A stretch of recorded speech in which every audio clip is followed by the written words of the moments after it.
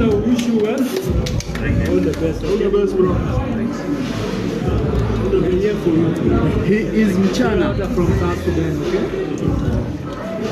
Who is Peter Chombe? You? Who is that English guy? He's my brother, bro. Joseph, nice to meet you, my friend. Welcome. We always watch him. I have a friend called Emma Cho. You know him? Emma Cho is a good player in Uganda. He promised me he'll bring me there. He'll bring me to Juba. Did you guys come to Juba, bro? Come to Juba, bro. We are here Juba. for South Sudan. I've been there. Some time back, right? Or you just go another business? My hand. So you go to a country, just visit. The whole country is the whole country is supporting you. It's a good job. Going to support you here. We actually came at 4. We were disappointed when there were nobody here at 6:30. We thought the match was postponed. You and this gentleman, you always watch your games live. So many times. Hey, how many times did you play with him? See, how many times? How many games have you guys played together? Yeah, so many. I don't remember. There are many, right?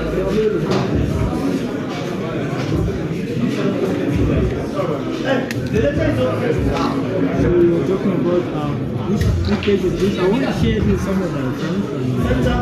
YouTube channel program, Facebook, Break and Fish. Okay. First, yeah. The one we normally watch, Break and Fish.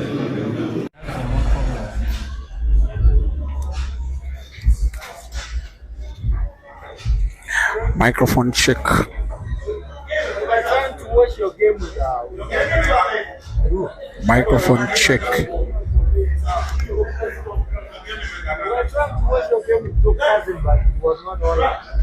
Testing sound. Everything happened from it was not live. Sound check.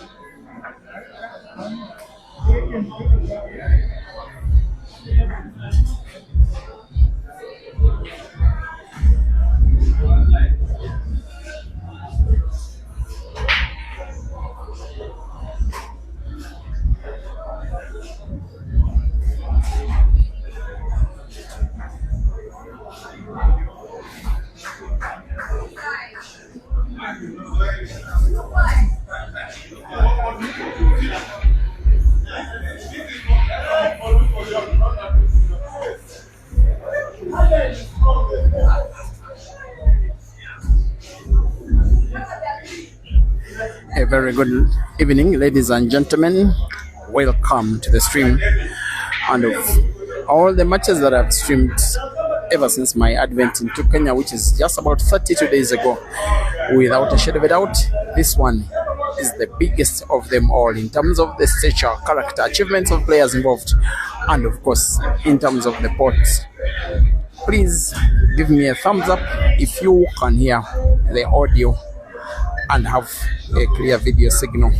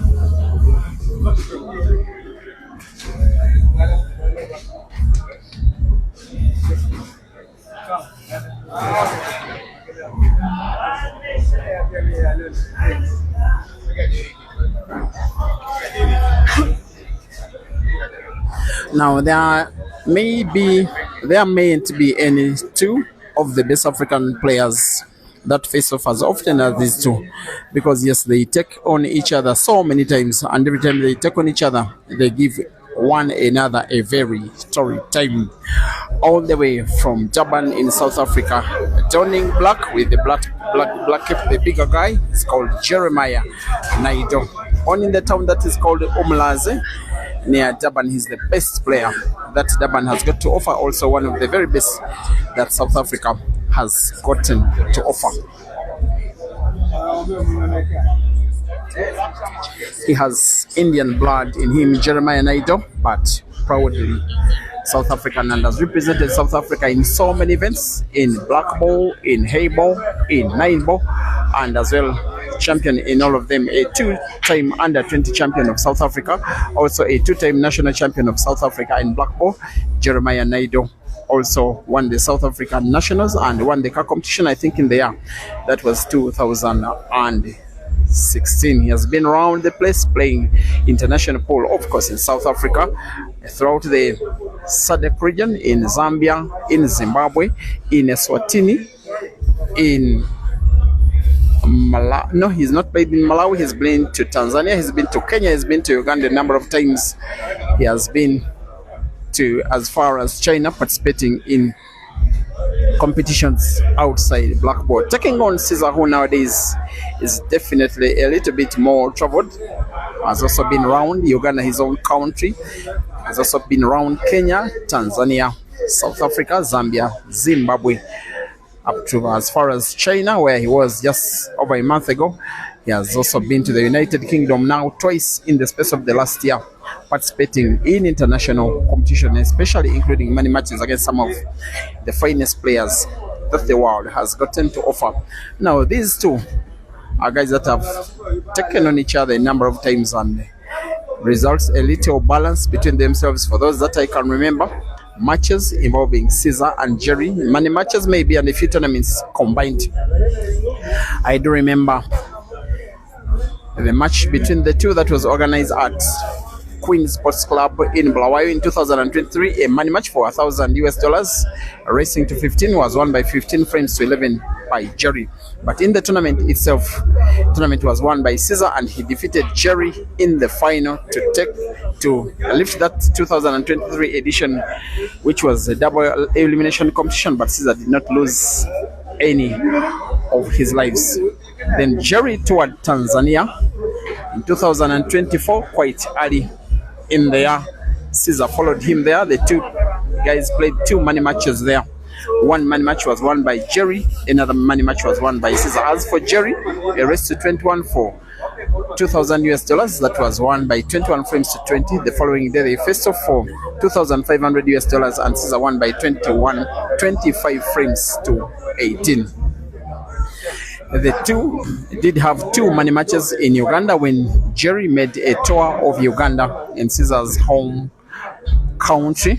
A race to 21, which up to now, which by then had the record for the most watched match ever in the history of the African continent. It had 6.6k views on the Break and Finish Live Facebook page.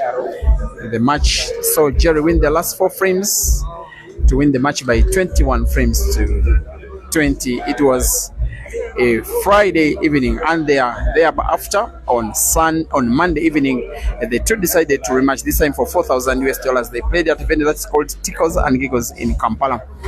Racing to 25 frames to 10, the match was won by CEAZER. The first time that CEAZER ever toured South Africa, make a realistic tour, was in 2024.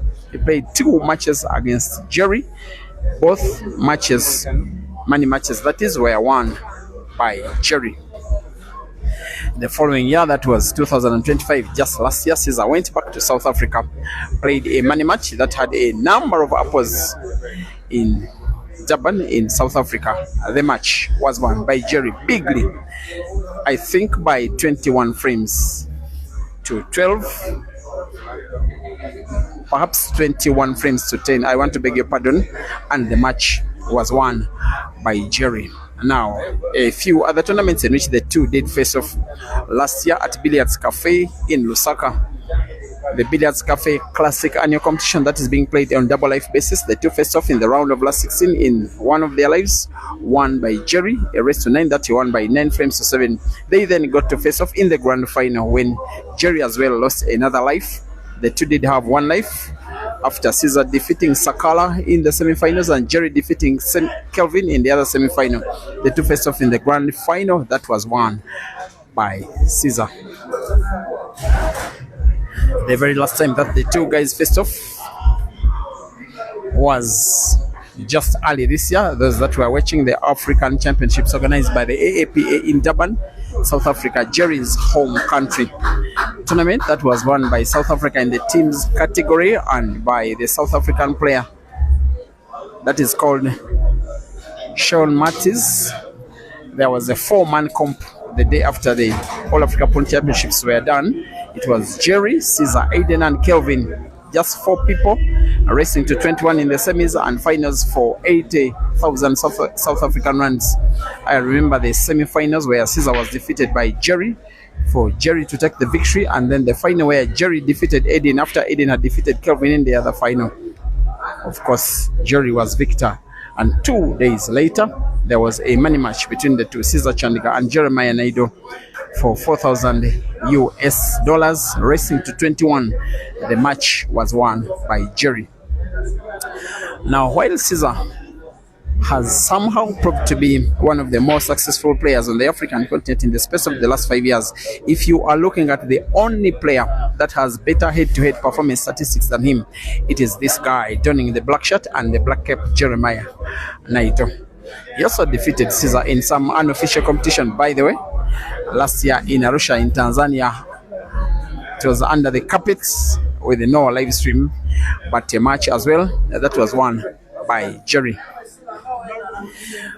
This match will be very well watched, with just over a 5th frame being played, and yet we have close to 3,000 people watching combined on Facebook and YouTube. We stand a chance today to break the record for the most watched match ever in the history of African pool. The streaming platforms: Facebook, Key Pixels Photography, as well as Break and Finish Live, YouTube, Mchana Pool Club. So far, all streams are having the same exact commentary.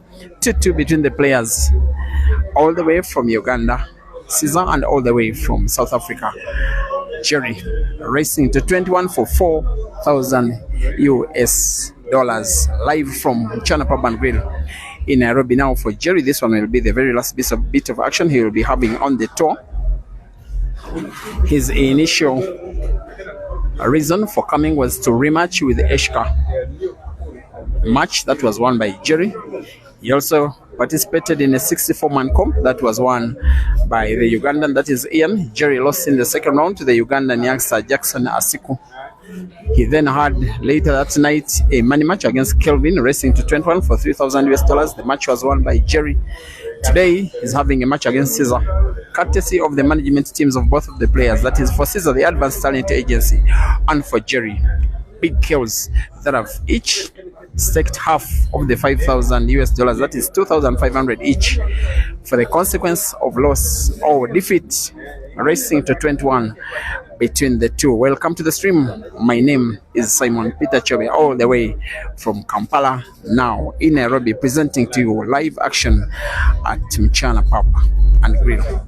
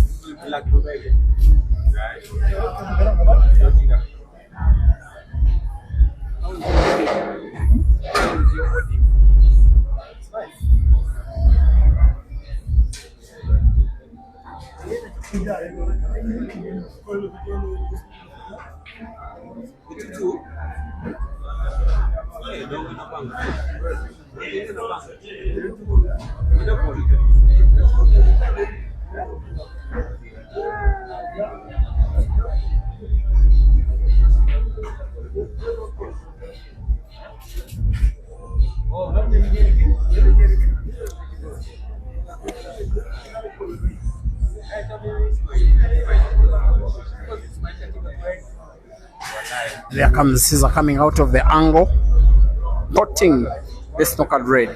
He has full sight of the black. Of course, potting it in a straight shot is not a possibility.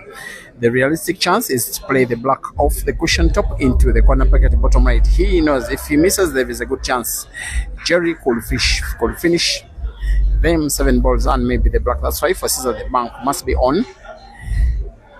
Has to be careful. In a poor stroke, he could foul. He may go defensive here. I'm not even certain. There he is. There comes the black. Just narrowly misses. Cue ball is so thin for Jerry. Even Jerry being Jerry. You get a feeling, should he find a ball to put somehow, he could be taking down the frame.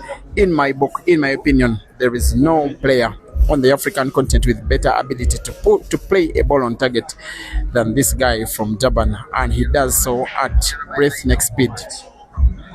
Many times playing with power. He is also the fastest player I have ever seen. In fact, he has at least what is on record, the fastest frame ever won by break and finish. It was in the ATA Africa Super 16-man comp right here in Nairobi in 2024 at the end of the year, in the round of last 8, when he was taking on Caesar. He broke and finished a frame for 33 seconds. Before then, he had as well the fastest apple, which was by 37 seconds, which he played, which he broke and finished while playing against Victor Senyenza at Queen Sports Club in Bulawayo in 2024. That was earlier in there. So, regarding who is the fastest player on the African continent, no shadow of a doubt who it is. It is Jerry.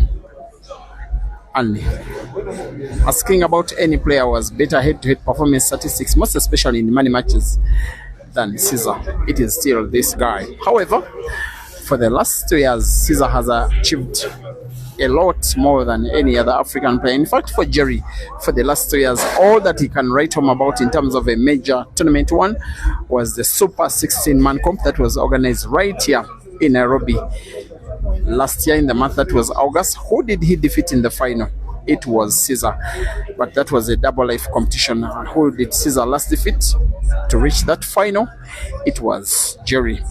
Just that the rules of the tournament were that when it comes to the final, it was straight knockout, single elimination. But before the final, Jerry had already lost in the competition and Caesar was unbeaten. And yet Caesar had beaten Jerry on his way to reaching the final. The rules that were explained to the players before the start of play were that when it comes to the final, it will just be one match. That was won by Jerry, and it is the last comp he won up to today. The very last one where he reached the final and lost was Billiards Cafe in Lusaka, that double life tournament that normally happens once every year. It was won by Caesar. He defeated Jerry in the final. Other comps that have been won by Jerry include Queens 2022, the Eswatini Pool Festival 2023, a multitude of South African championships amongst others. Now he has to bank yellow off the cushion top into the side pocket bottom, and as he does, he puts them 7 balls with 1 visit of the table, and he's now on the verge of taking the lead. It is Jeremiah NAIDO 3 and Caesar Chandigar 2, rest to 21 for $5,000 US.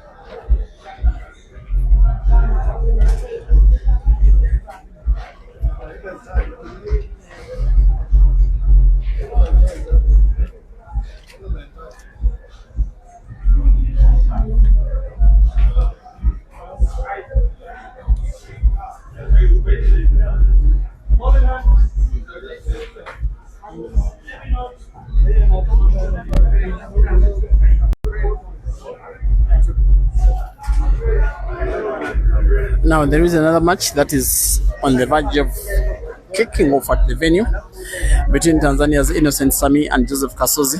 Because of the nature of the venue, I have not been able to do a double live stream. Where that match is the loud music zone on this Saturday evening. It is just too risky to stream it without giving it attention. Of course, attention had to be given to this one.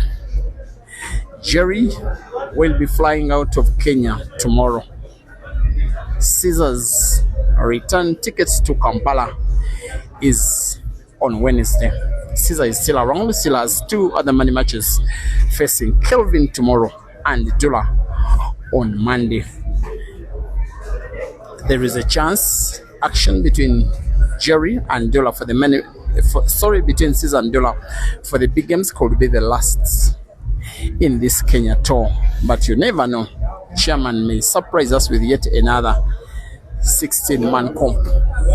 You never know, but that one may not include the likes of Jerry and then the likes of Ibra, who have already shown signs of exiting Kenya tomorrow. Many other Tanzanians and Kenyans are still around, but there have been so many departures already. Jackson Asiku, Herbert Mokesa, Stanford Griven are out of Kenya, as well as the first lady that was taking on the mightiest of Kenyan players, Julie, now having settled back home. There is another lady, Michelle, that's now having a money match against G in the town that is called Kasarani near Nairobi. We'll be giving you updates on whatever is happening on other tables. For now, we are seeing CEAZER attempting to win the frame. He needs a combination shot. Play both red and yellow, with yellow being played into red, put both of them to the same corner pocket bottom. It's top right. The combination is in. The more manipulation of the cue ball is even better. The Scorpion in business, on the verge of equalizing in the 5K money match. CEAZER versus the Black. It's a win. 3 for CEAZER. 3 for Jerry, raised to 21. Someone in the Facebook stream, Dem Tafam, is asking how about Ishmael. Well, Ishmael is was actually meant to have played an initial match today against Dula, but Dula said he would play another day. Oops. At the venue, I'm seeing a special person whom I normally see on social media, and the Honorable Babu Owino.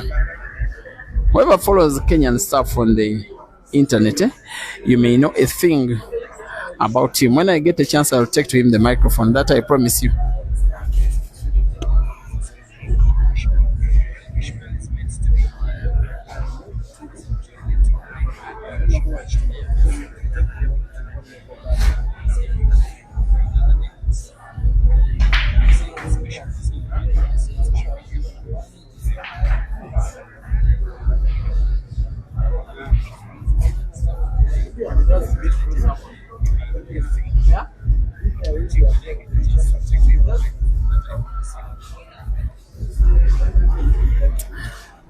And I've already spoken to someone here to inform Honorable Babu Owino that I would wish to take to him the microphone.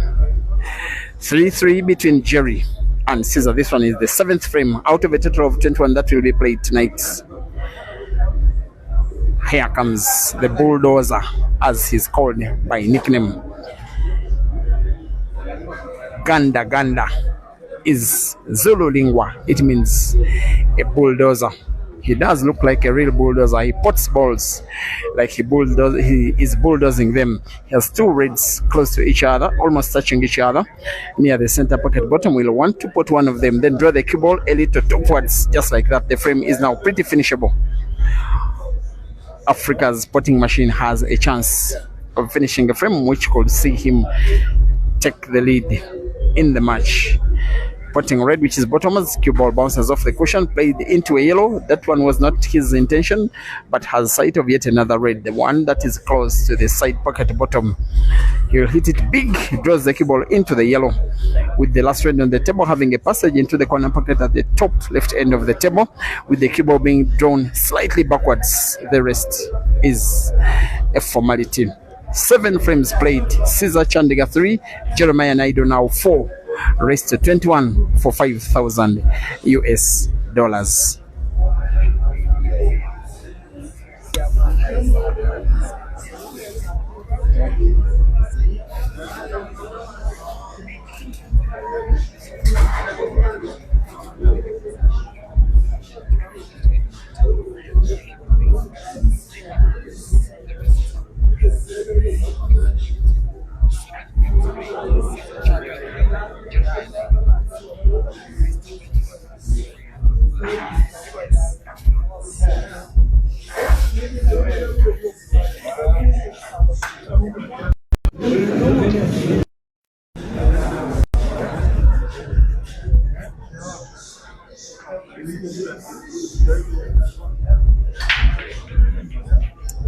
Someone help me count the number of apples we will be witnessing in this one.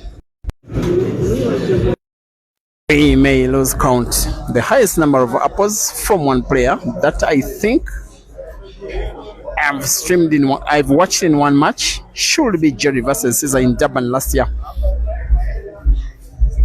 Because of the 21 frames Jerry won from one player, about 12 were apples, but maybe on this very table Ishmael at least equaled that match about 10 days ago against Dog City. That match that ended by 21 frames to 19 with Ishmael winning. There were 21 apples in that match, green and red combined, with Ishmael getting 11 and Dog City getting 10, all apples red and green respectively.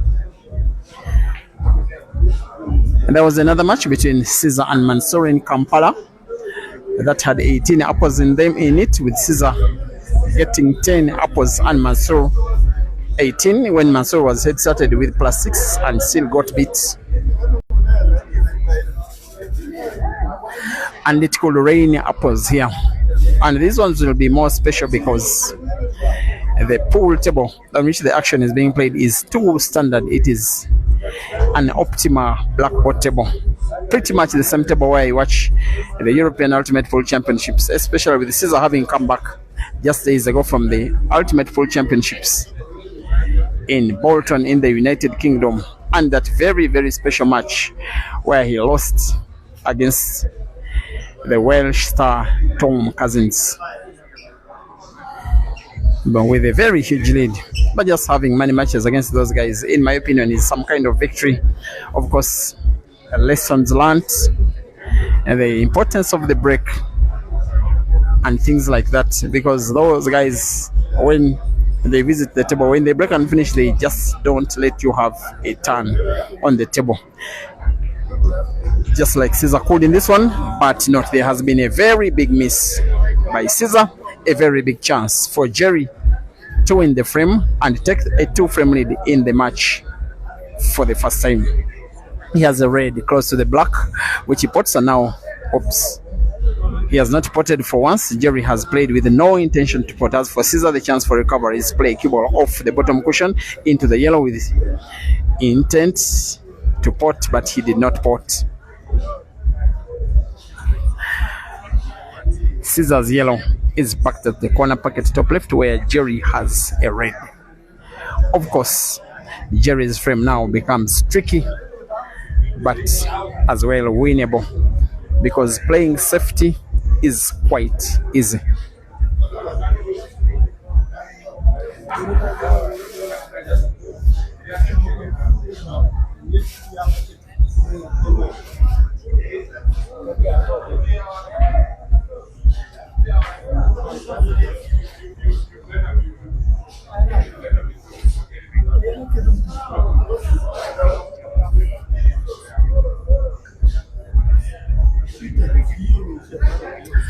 Here comes Jerry, wanting maybe to play the red in front of the yellow. I don't know. I don't think that will be the best choice because he has a lot more that he can think of. Plays the cue now into that one was so close to a foul. The guy now may want to take the frame away. There is a foul, an unfortunate foul, because he played very successful combination playing and potting his own red, played the cue ball into CEAZER's yellow, got to pot it, but the cue ball followed the yellow into the pocket. Now CEAZER will be playing to pot one red for a free shot. He may want to pot both red and black to the same corner pocket, and surely he will. The pot of the black by the Ugandan Scorpion is a formality, and after 8 frames played, CHANDIGAR CEAZER 4 and Jeremiah NAIDO 4 in a race to 21 for $5,000 US.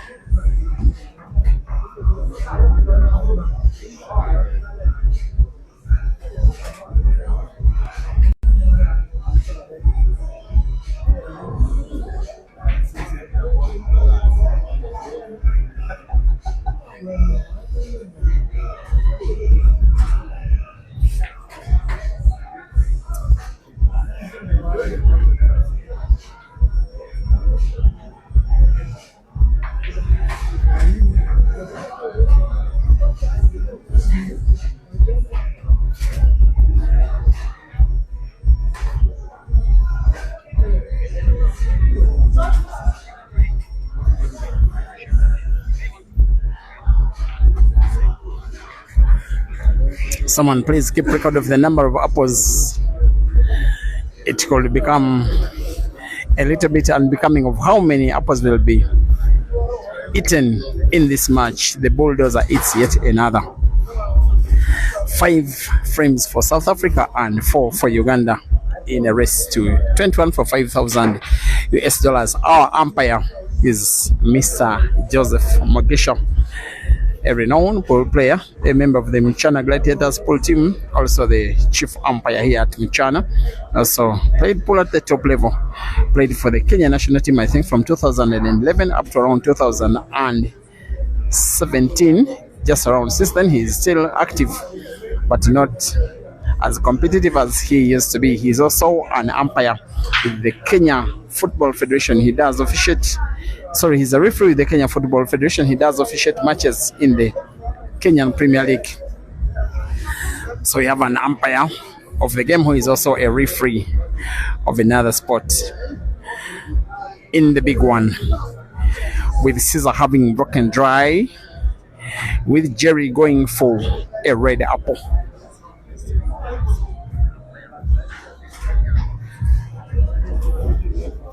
And a polo club and Facebook, keep pixels photography, as well as break and finish live.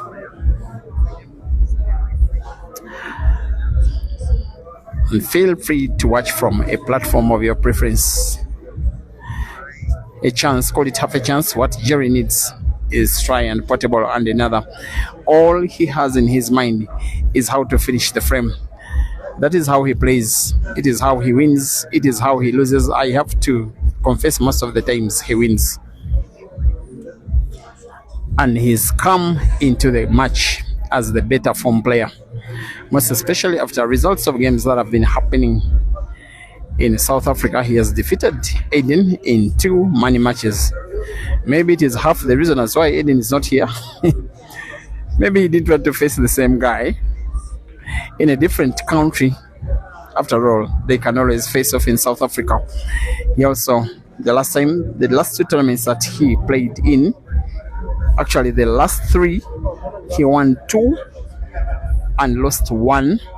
The one that he lost, he was a losing finalist. He defeated Kelvin in a 64-man comp that was organized at Hot Shots in Tongat near Durban. Then he lost to the same Kelvin in another 64-man comp 2 days later.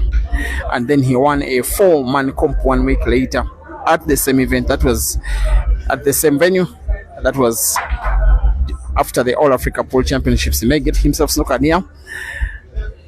Jerry seems to be snookered at least partially. Can only find red off the top cushion. There's also a chance he could play the cue ball into yellow before finding the red near the center pocket top of the cushion.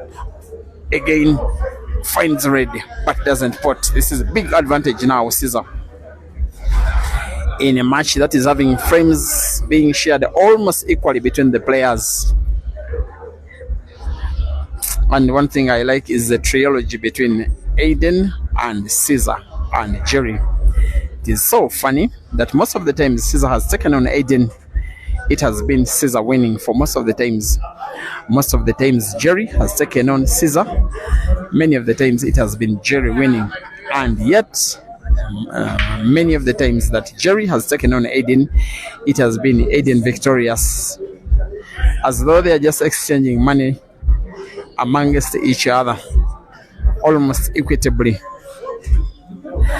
It could be CEAZER who will be having his pattern to bail him out. Of the 2 players, Jerry, in my opinion, is the better porter, the better shooter. CEAZER has a more superior pattern of play. It is the pattern that has got him to win a number of tournaments, especially including 4 big ones at the end of the year that was concluded last. That is the Q Masters International Carnival in Arusha, the Billiards Cafe Classic competition, the PPT, the Patriarchs Pool Tournament in Harare, and the Uganda National Open Championships that all had thousands of dollars to win, plus a brand new car. But he's had a brand new miss of a frame that is coming now as a gift to the Bulldozer. And after 10 frames lead, the South African is taking a 2-frame lead for the very first time in the match. Jeremiah NAIDO 6, Chandigar CEAZER 4, in a race to 21 for $5,000 US.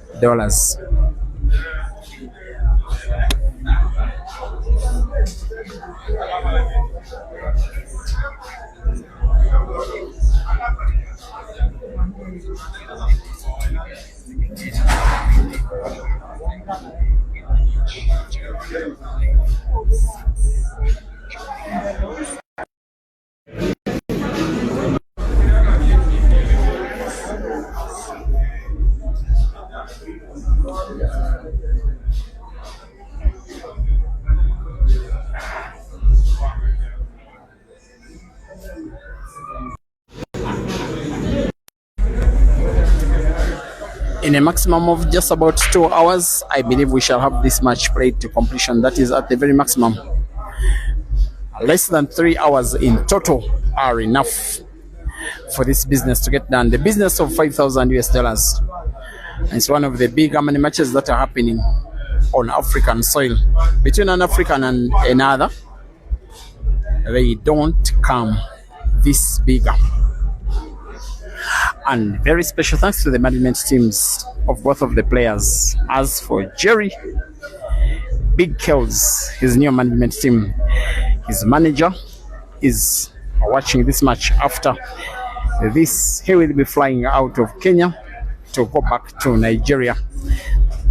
And it will be a successful tour for him if Jerry wins, because there have been other wins, other reasons to call the tour a success. A newly formed Big Hills team that came second in the team event. As CEAZER misses again, then the victory for Ian Kazibe in the singles,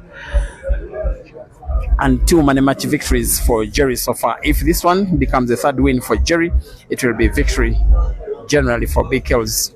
And then special thanks to CEAZER's management team, the Advanced Talent Agency, that are with the Scorpion now, I think, into the 3rd year, moving him around the world, most especially participating in the Ultimate Pool Championships for the 2nd time, and the first for any player from his country, perhaps region.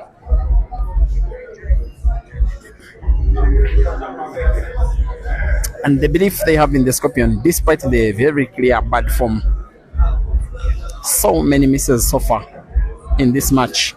And one thing that Jerry does so well is punish opponents for misses. He's laughing at himself, Jerry, especially after denying himself cue ball. Will he pot?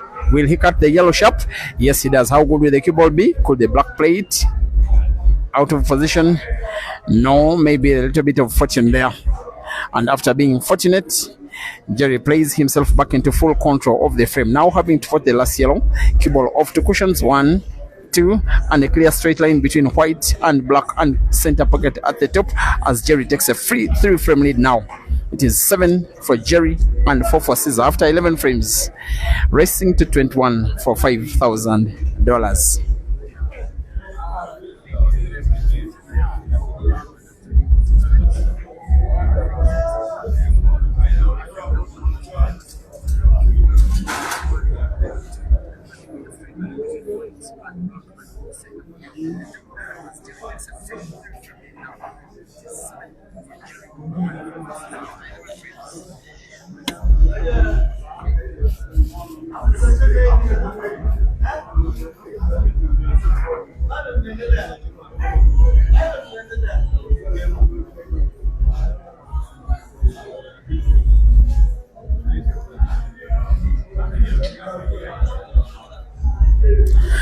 And here comes the Scorpion once again, breaking and making a ball. The cue ball almost went in. A sigh of relief that white is not in. Of course, the yellows are better positioned and the easier portable balls of the 2 colors. And of course, CEAZER want to win the frame with an apple. A green one for what I think will be the 2nd time in the match. He also has a red in there, in a match where he is so far being outpotted by his opponent. They faced off in in 2 races to 21 in a space of 3 days in the month that was February. This very year at Hotshots in Tongat in South Africa. Both races were won by deciders by Jerry.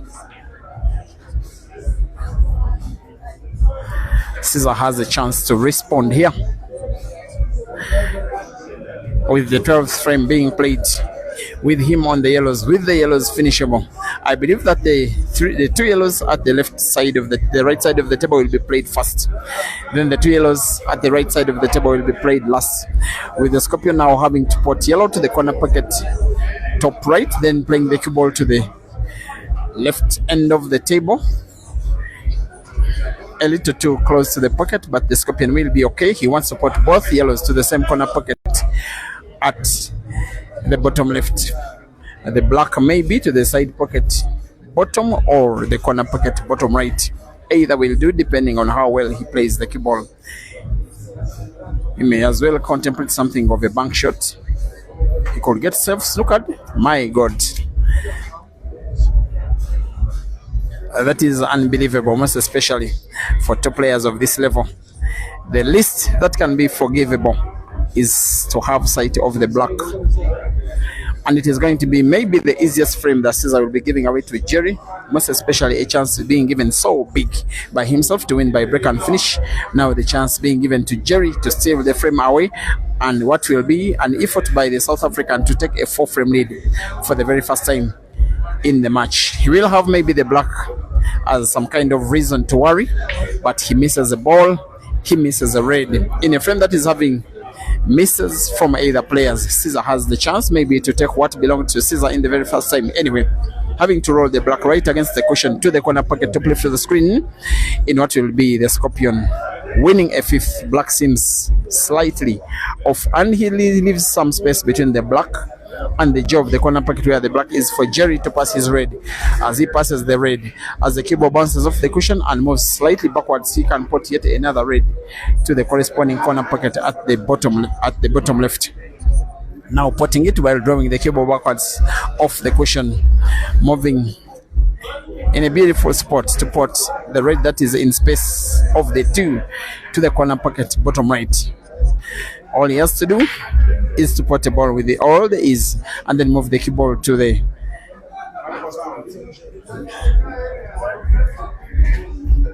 same exact spot where he would still have placed it if he were to place it by plain hand.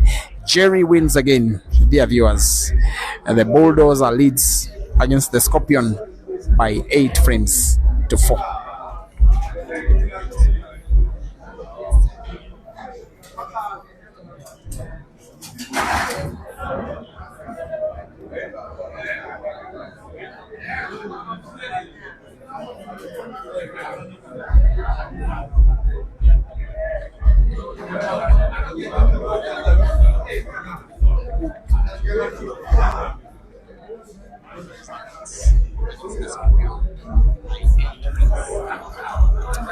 Now in terms of matches in Kenya, speaking of money matches, I doubt that Caesar has ever lost any.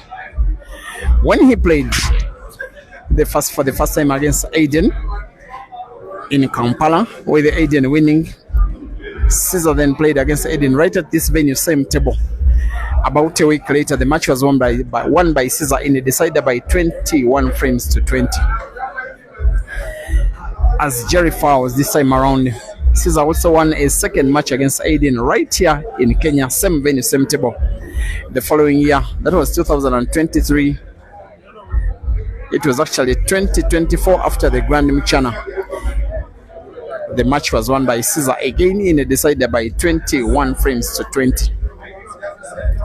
In the same country, Kenya, in a city that is a few hundreds of kilometers away, Eldoret, after the Simbakso International Carnival, Caesar played a money match against Aiden, racing to 21 for $2,000, and the match was won by Caesar by 21 frames to 12.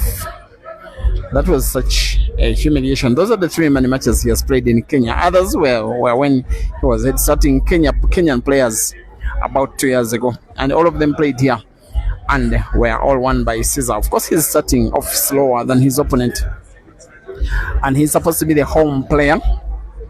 Mchana is pretty much his venue. He's a member of the Mchana family.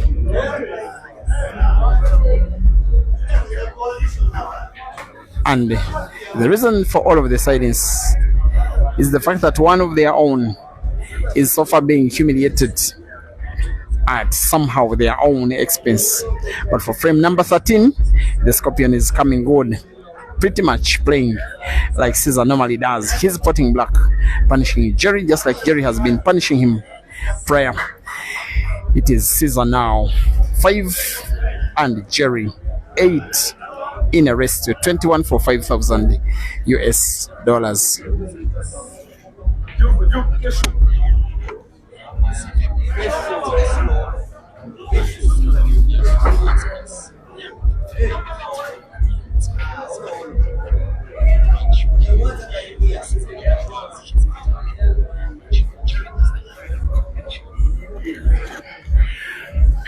and CEAZER did arrive into Kenya at 1:30 p.m. yesterday.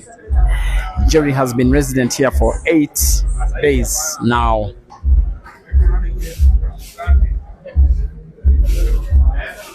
We are having, at the request of Jerry, a 3-minute timeout for the very first time in the match. The streams shall remain on, but commentary shall be resuming with the resumption of the match. Timeout. CEAZER 5, Jerry 8, race to 21.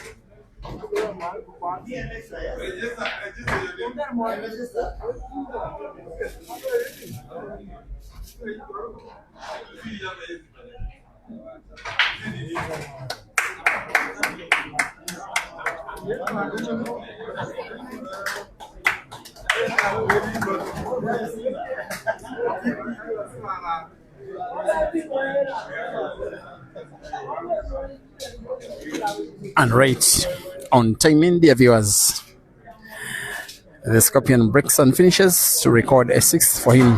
Out of 14, it is now 8 frames to 6.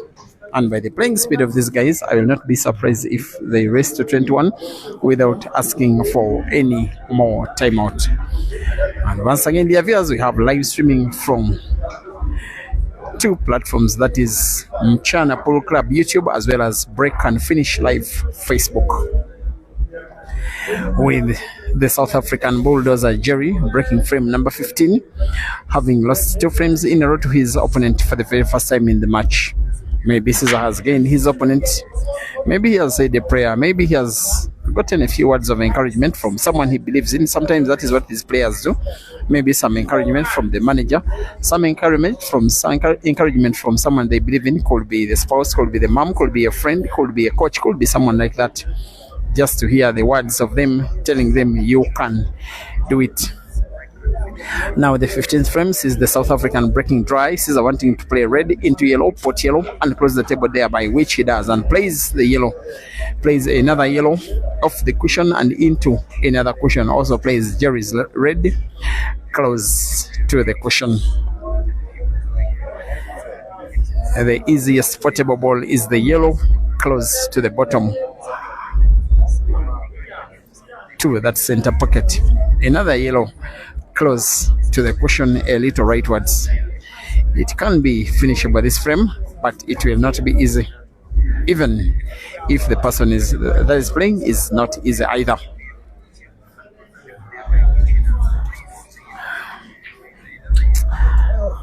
And this I can tell you for certain, that CEAZER is likely not to head start Ishmael with +5, for the reason that last time he wanted it because he was looking for game time, having come from the World Heibo Championships, coming from Heibo, and yet he had a tour of UK participating in the European Ultimate Pool Championships as well as a money match against Tom Cousins. That is why he was so hungry for game time, which is not the same exact case. He just wants fair competition. So for now, head starting Ishmael with +5 is out of the question, unless Ishmael accepts to play without any condition. As much as CEAZER is winning yet another frame without any condition, having to put now the last yellow on the table right against the rail to the cushion, bottom right, then black to the corresponding pocket, top right, as the Scorpion is recording a second consecutive frame ever since the return of action from timing. All that Jerry has done is break 1 frame but both frames have been won by CEAZER, potting 16 balls without dropping a shot, and now coming within 1 frame of Jerry. After 15 frames, it is CEAZER 7 and Jerry 8 in rest 21.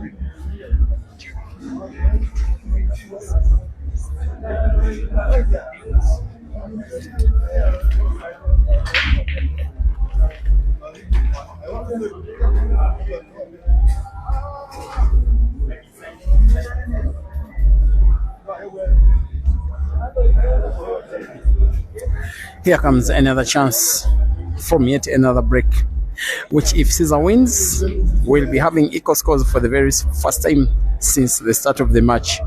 Just as a matter of information, the last time the scores were level was when it was 0-0 before a single frame was played.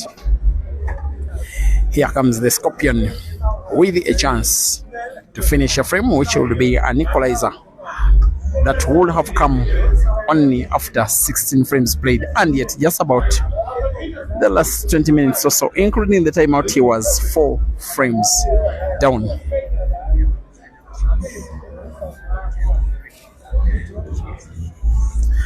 And once again, you are watching one of the biggest matches that you can ever have in African pool. Check inside. It's not going.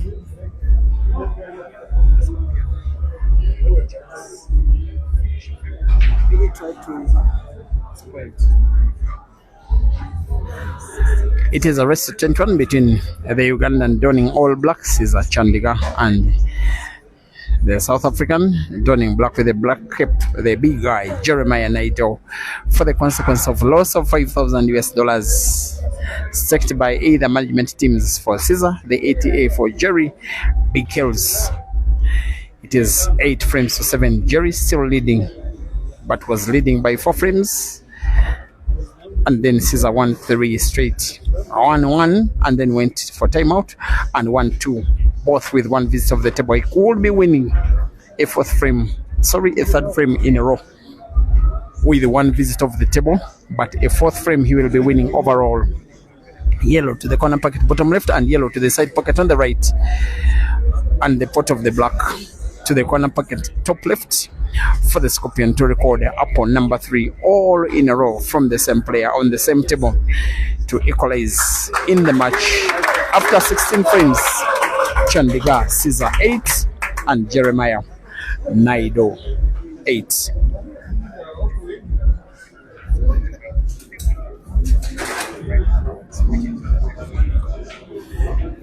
The next program on the international calendar, if I'm to think out,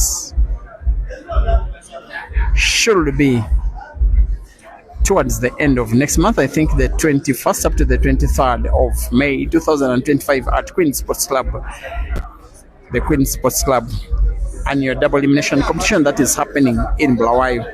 And both of these players have won it, by the way. They won the first 2 editions, the 2022 edition won by Jerry, 2023 won by CEAZER. Prior to that, there will be the African Heibo Championships that will be as well happening in Zimbabwe a week later, organized by the All Africa Polo Association on behalf of the World Heibo Pool Federation. That is coming up in Zimbabwe. Players can register only through their respective federations and associations, and only member countries can participate. There is very good cash prizes for the players that will be reaching that far. Sponsored by Joy. Now there will be no joy for Jerry, because it will look like he started having cruise control of this match until he lost 4 frames in a row, until he finds himself having level scores against his opponent.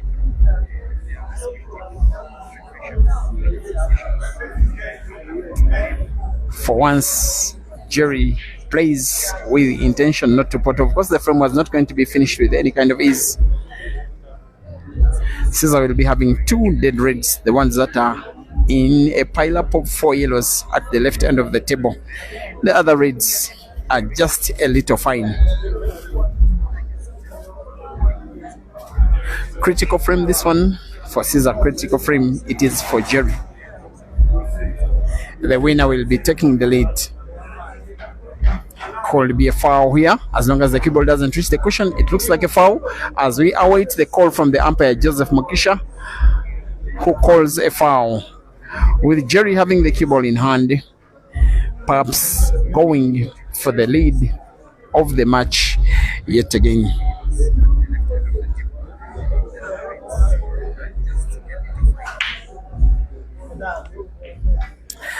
As for a free shot, Jerry plays perhaps his yellows into space.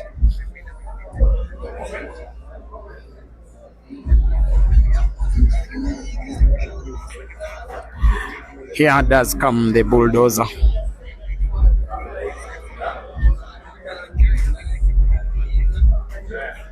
He comes into this match as the form player.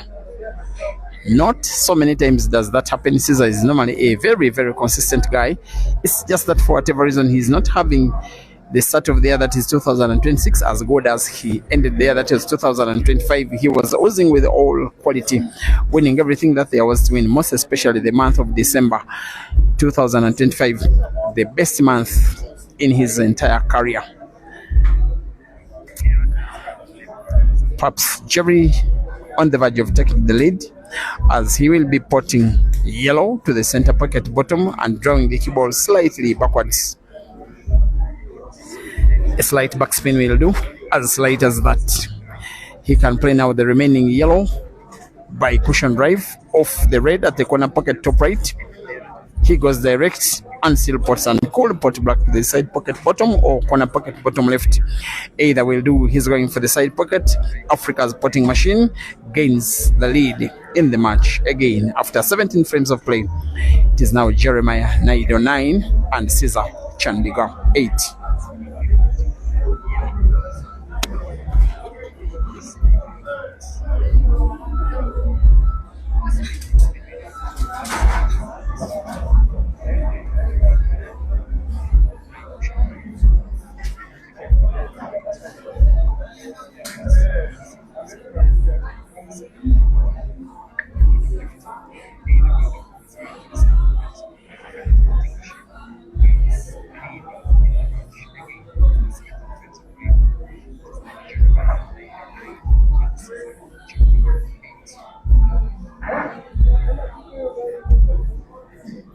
And guys, please tell me where you're watching from, just so that we can know how far this stream is going. Comment section, Channel Pool Club, Break and Fish Live. Please tell me where you are watching this beautiful match from.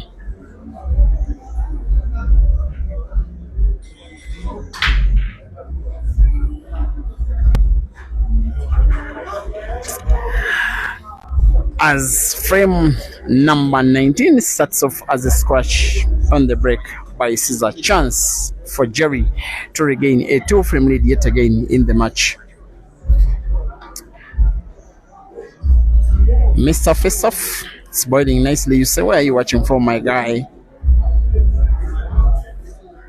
Brian Colgate supporting CEAZER on the YouTube stream. Where are you watching from, please? Myself Fiso, watching from Eswatini. Thank you for watching. Dahaf Kokli from Entebbe in Uganda. Arnold from Botswana. Sesanga Moses is from the Middle East. I don't know whether there is a country called that. Oriem John Bosco supporting Lira, of course supporting CEAZER, who has his mother coming from that side of the world. Great joy. Thank you for watching from Zimbabwe, and from Fort Portal in Uganda, PM 1651. Thank you for watching, and from Namibia, thank you for watching. Johans Nambonga and Dan Kim Kung watching from Westland in Nairobi. You can as well come to the venue but you can only watch on television because where the table is, it's full to capacity. Geoffrey Komakach from Gulu in Uganda, and Victor from Nigeria, thank you for watching. Alec Kwemba from River watching, thank you for watching. And Simon Zoa from South Africa, Justice Malingo from Jivas in Zimbabwe, and Malebi Donald from Botswana, Cliff Boy from Zimbabwe, Williams Mayer, thank you for watching. And Wakis from Wakiso, Peter Maweje as well, thank you for watching. And a few that are watching from the Facebook stream, thank you for watching. Parrot Chimbwanda must be watching from, of course, Zimbabwe, because you're Chimbwanda. Bevan Tungwara as well from Zimbabwe. Master Tekiso from Lichtenberg in South Africa. Zothani Luvo Gwambe from Kimberley in South Africa. Daniel Nash from Tongat, the home of hot shots. Well, thank you for watching. Of course, you are supporting Jerry, who is the best player from that area. Grant Douglas from South Africa, Sunward Park, Boxburg, thank you for watching. And Elton, you say I'm your son. Here again, you're shouting to CEAZER, thank you for watching. Ray Sticks Drama from Zambia, thank you for watching. Colin Madondo from South Africa. Mondi Zuma from South Africa as well. Tulani Mazia from Eswatini supporting CEAZER. Patrick Makonese from the United Kingdom, thank you for watching from Break and Finish Live Facebook. Ray Kaitese from South Africa. Udede Buti Makoba supporting Jerry all the way from Free State in Harrismith in South Africa. Osborne Digashu from South Africa as well. Musa Githinji watching from Portland, Oregon. Ush, I thought you were watching from Kenya because you are Githinji. Francis Wanyama watching from Gulu in Uganda. Peter Tukuzela from Pretoria, South Africa. Masungolo Novella, you're from South Africa supporting Ganda. Tapiwa Nashe Nyaku watching from Venezuela, thank you for watching. Mo Ligase from Isingiro district in Uganda, welcome to stream. Samuel Shekeshe from South Africa. Mohan from Pete Lesolalo from South Africa, and Liam Kashisi, you say I'm your guy, thank you for watching. Much love from Zimbabwe. Spotray Meka Daniel from Nigeria, thank you for watching. Just as is Pumla, is it's Money from Lebile, and Joseph from Canada, thank you for watching. Marvin Mahere from Chauno Ziva Spalo. Isaac Zimba from Lusaka. Elton, you are watching with your 3-year-old son and he's shouting against CEAZER. Oh, thanks for watching, Elton, who as well sent me a video last week when your son was shouting CEAZER's name when he was playing in the Ultimate Pool Championships in the United Kingdom. Shepherd Farai from Zimbabwe. Trimo Mofanichia, you're like Jerry. Devi Williams from Malawi. Namanya Commission Chef supporting the Scorpion, and Arnold Mlambo from Zimbabwe. Zokisi from South Africa supporting Jerry. Siabonga Zikalala from Cape Town in South Africa, of course supporting Jerry. Maloya from South Africa, welcome Free State, thank you for watching, as well as CEAZER Fowles. I love the discipline. All South Africans supporting Jerry, apart from one. He's a good friend of mine.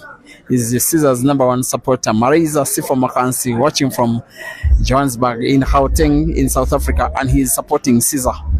And he'll be having very big trouble should CEAZER win, because he will be celebrating to the top of his voice, and even his wife will not be happy about that because he's not Mzansi, he's not a patriot. I'm kidding. Marisa, you can support a player of your wish, but it is Jerry that will be taking a 2-frame lead here. How good will the cue ball be? Not natural, it is off the cushion. Position of the yellow in relation to white, it is portable to the diagonal corner pocket, bottom left of the screen, drawing the cue ball slightly upwards near the center pocket, just like that. The position of the black, even Francis Mukwekwe can pot. Jeremiah Naido 10 and CEAZER Chandigar 8-21.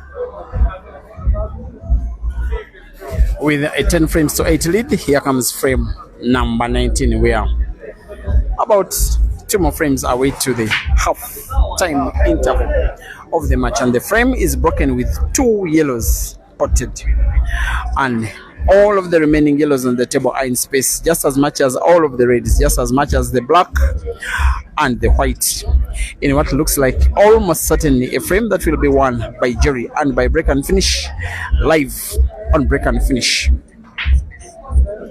Here comes the bulldozer. He may leave the table open here. He has closed it. The ball, the yellow that was, it moved as though it was never ever going to be sunk.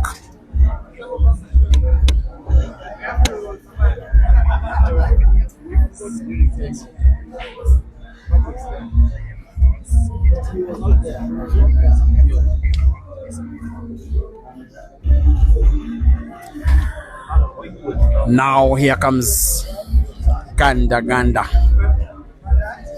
Has some very intimidating names, and they all match with his body structure. The bulldozer, the green machine, like his ever fresh, evergreen.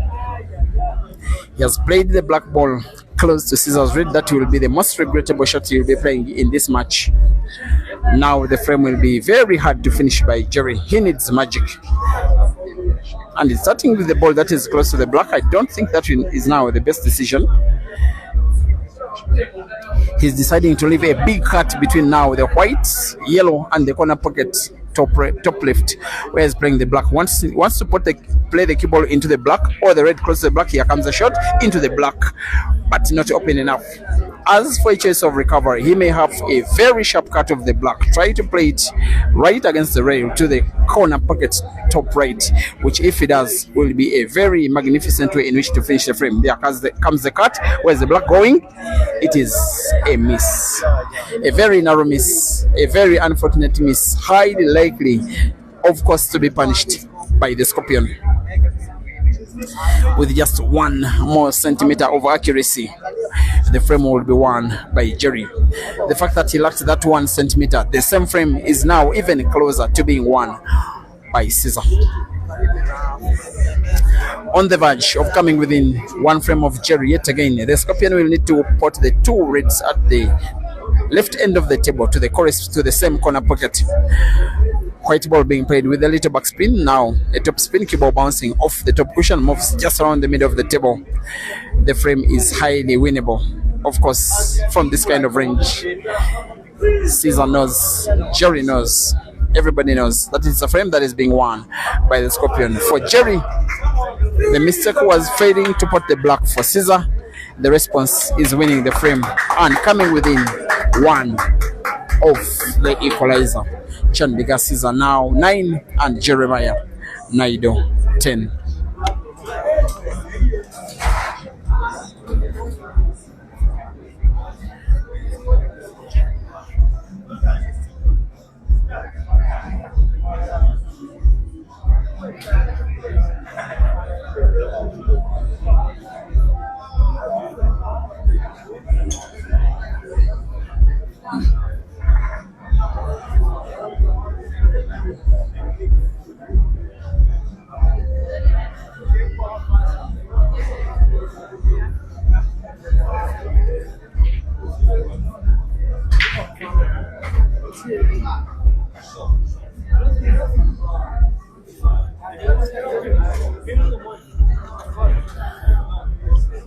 There is a chance for the Scorpion to conclude a match that could be anybody's, with 1 player having a good pattern but much better potting ability, that is Jerry, and another player having relatively good potting ability, Caesar, but a much better pattern.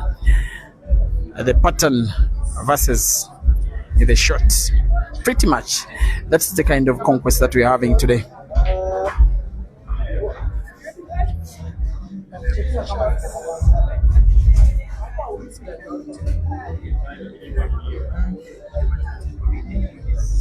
Ten frames to 9 and racing to 21. Last time out that I checked was Innocent Sami, the Tanzanian, leading against the Ugandan Joseph Kasozi by 4 frames to 1.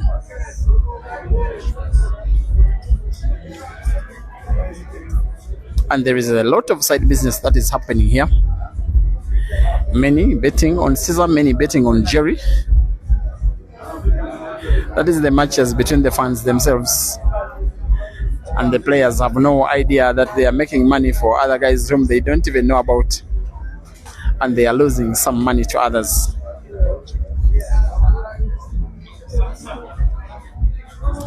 And many of the odds were on CEAZER for the fact that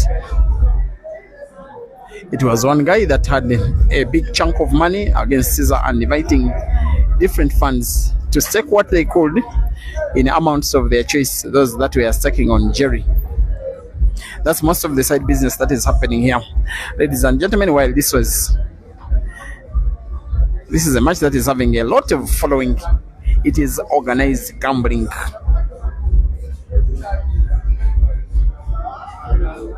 With each of the players' camp staking 2,500 US dollars.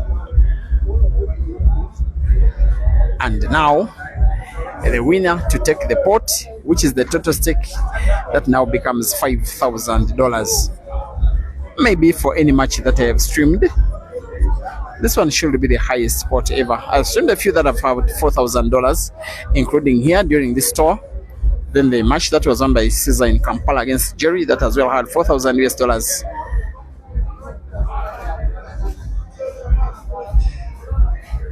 There was that $8,000, 8,000 rand, 80,000 rand match between Jerry and Aiden in KwaZulu Natal in Durban early this year. It's not equal to 5,000 US dollars. This one perhaps for myself as a streamer, the biggest of them all, most especially in terms of pot. Now this one will look like maybe the most tactical frame of them 20 that are being played in this frame so far. Jeremy want to play his yellow off the cushion, just like that, play it away from the pocket, which he does, but will play it into another cushion, perhaps only close to a cushion, but now portable. CEAZER has one dead red, the one that is entangled between two yellows at the top left end of the table. There are also two reds that have a yellow in between at the opposite end of the table on the right. CEAZER will be playing another red, not to pot it. Jerry will be observant, simply to ensure that CEAZER is not fouling here. And Jerry is playing yet another yellow, not to pot. And at one point, I want to believe that umpire Joseph Mugisha will be cautioning the players to play with the intention to pot, because if they overdo it, he has the right to call a stalemate, the footballing equivalent of a draw game.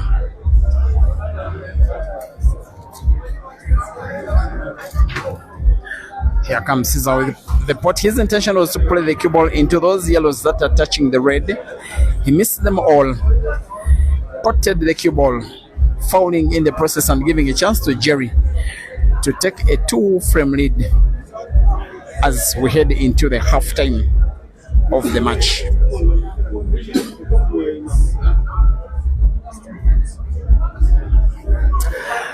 And guys, you can as well advise me, 5,000 US dollars, how much is that in your local currency?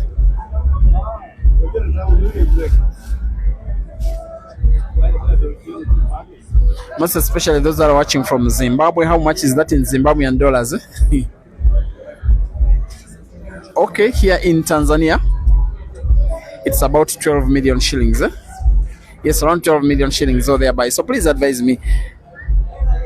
I'm not in Tanzania, I'm in Kenya, but in Tanzania it's around 12 million shillings. So how much is $5,000 in your local currency? As Jerry goes for a clearance to convert the $5,000 into rands. That's his intention by the close of day. Maraiza says it is 84,000 rands. That is how much Jerry is fighting for. Of course, he's a rands guy. And he will be winning on 11th. He will be taking a 2-frame lead.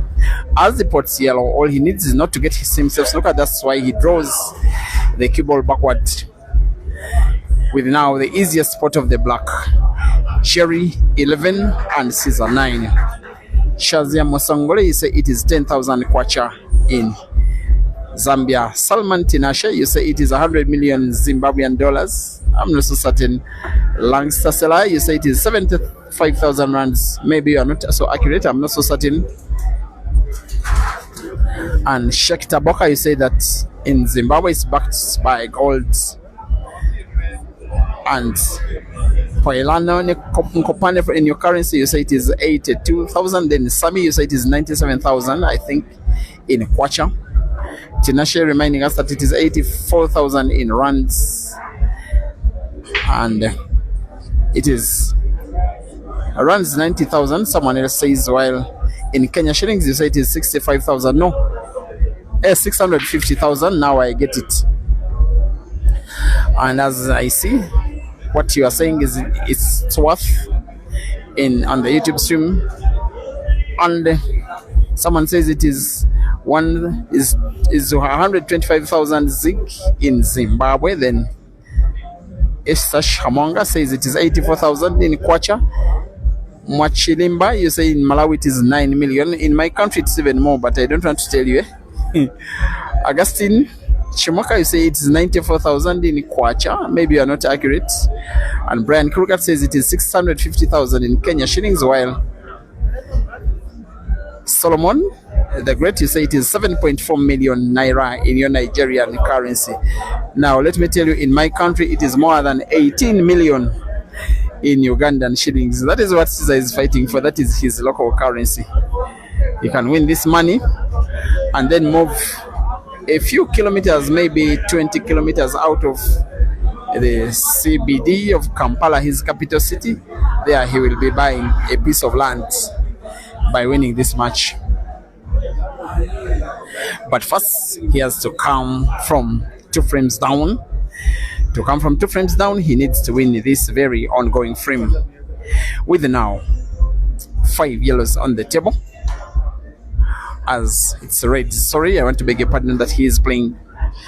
The 2 reds near the side pocket bottom will cause his a little bit of worry. The manipulation of the cue ball is perfect solution, perhaps that the red that is in the middle of the 3 will be played first potted to the corner pocket bottom left. Well, that's what he'll be doing. Maybe play the cue ball into the yellow close to red, because it remains natural for the other red near the side pocket. He doesn't even play it into the yellow. After all, he will be okay. As he now puts the penultimate red to the side pocket bottom, he needs to have sight of the red that is the only remaining one on the table, which he'll be putting to the corner pocket top left, drawing the cue ball backwards. A little backspin. Maybe to use the cushion a little, off the cushion, close to the black, and the rest is a formality. After 21 frames played, it is now Jeremiah NAIDO 11 and CEAZER Chandigar 10.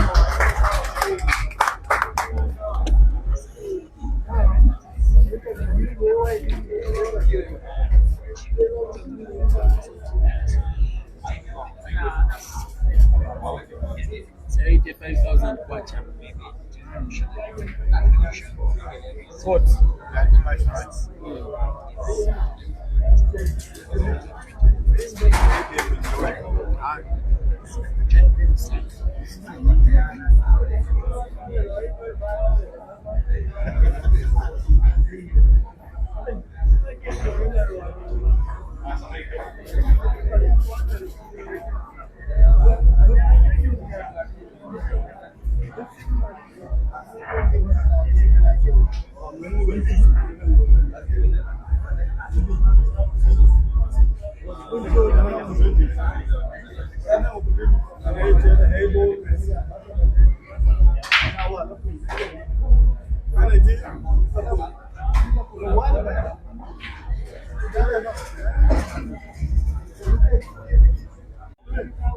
In a match that is living to the promise of a total cracker. Balanced, fair, competitive, unpredictable, tense, and close could be won by either of the opponents, and perhaps in equal measure. It is as well causing too much pressure on the 2 sets of fans. That is the Team Bulldozer fans as Team the Scorpion, as the CEAZER fan base are called. They are the first management team of the Scorpion, and I want to dedicate this match in some kind of way to them. I know that they are all watching from CEAZER's home country, Uganda. Stephen Ojara, Robert Onekalit, Stephen Austin,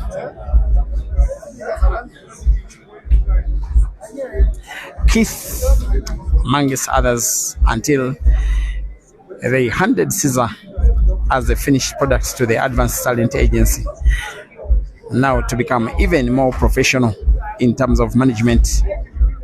As well, Jerry's management team, Big Kelsey, has as well been under different management teams, has as well been managed by the ATA for a few months prior. In fact, Jerry was Team ATA even before CEAZER. So that's what makes this match some kind of rivalry.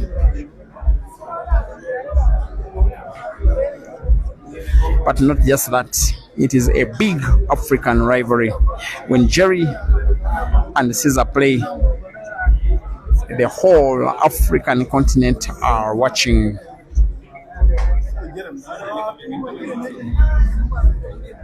With now the Scorpion going for an equalizer, he may want to play pot red to the corner pocket top left, the yellow, the cue ball played close to another red.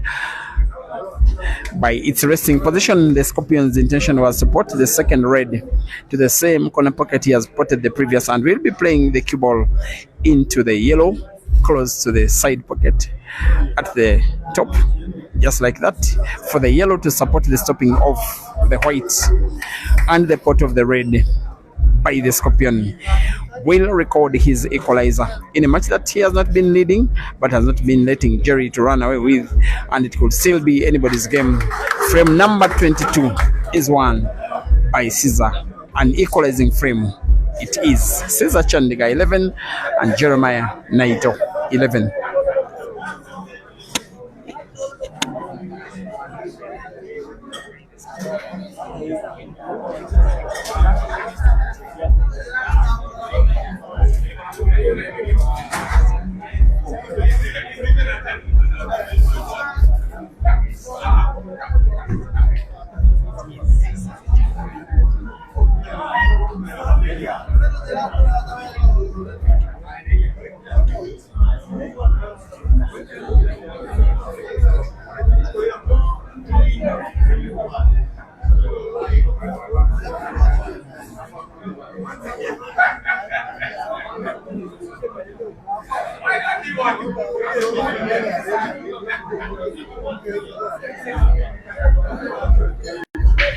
Frame 23, dear viewers, could be broken dry by Jerry, and yes, it is broken dry. And look at the position of the cue ball in relation to the yellows, in relation to the reds as well. You get a feeling CEAZER will want to play the reds, playing them and finishing them off are two different matters altogether, because there is a red that is right behind yellow near the corner pocket top left. If CEAZER puts red to the center pocket top by and closes the table, then that red will become a problem ball. He may want to draw the cue ball backwards and play it into that red I'm talking about. It's what he's doing, and closes the table and plays another red in space, and makes himself on the verge of winning yet another frame with one visit of the table, with one big shot that splits the frame open and makes it winnable. He's having half sight of that red, plays it with backspin. Beautiful, perfect, accurate, and all the balls he's supposed to be putting on the table. Maybe the problem ball now is the black. At some point he may need something like combination play, most especially as he plays to put what will be the last red on the table.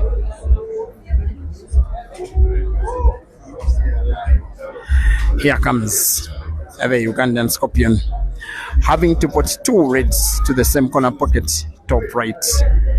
The cue ball bouncing off the right cushion a little now leaves a very necessary cut. Has to play the cue ball maybe into the yellow behind black or into the black itself or close to the black. It is now, as I realize, portable. Another frame by break and finish by the Scorpion for the very first time in the match. If I'm not mistaken, the Ugandan takes the lead, a very important lead just at the start of the second half. Chandigar, CEAZER 12 and Jeremiah NAIDO 11.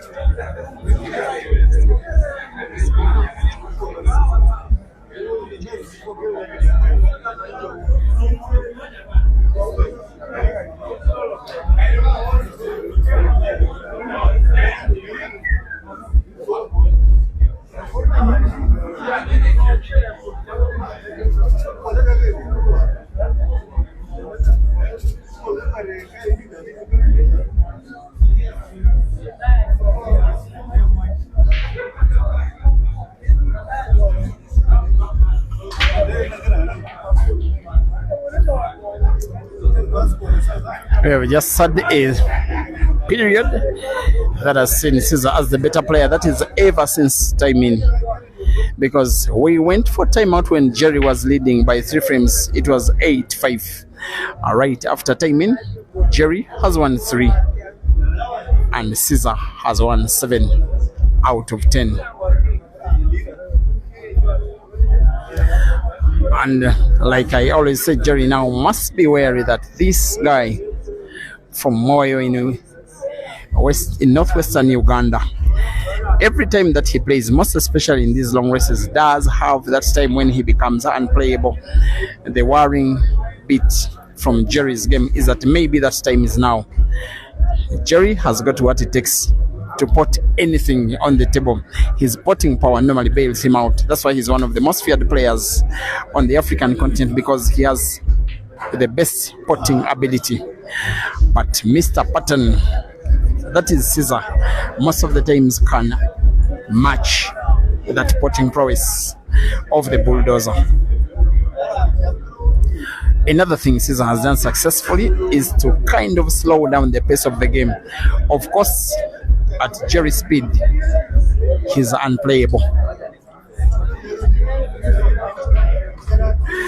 Keep count, dear viewers, of the number of apples that we are having. The level of play is a very good advertisement of African pool. The two players shooting out against each other are two of the very best that Africa has gotten to offer today. CEAZER snookers himself, especially if he is to play the red that is close to the cushion top left first. The cue ball is somehow into the jaw. If he must play to pot, it must be another ball. This one, he has to curve the cue ball a little around the jaw to find the red, hopefully pot it, curves it, finds the red, but misses. Advantage, Jerry.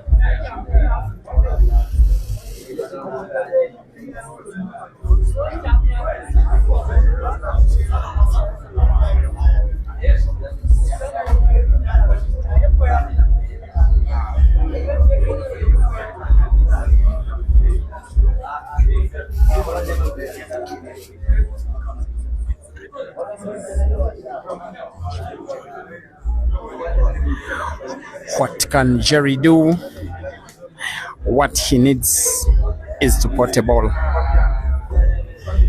Maybe the yellow that is closest to the black is potable to the center pocket too. Even the one that is close to red is as well potable. Goes for the one close to the black to the center pocket and gets it in. That one will be so worrying for CEAZER. Maybe CEAZER could count his chances on the yellow that is right behind the red at the left end of the table. Others are very portable, most especially when the guy that is trying to put them is Jerry.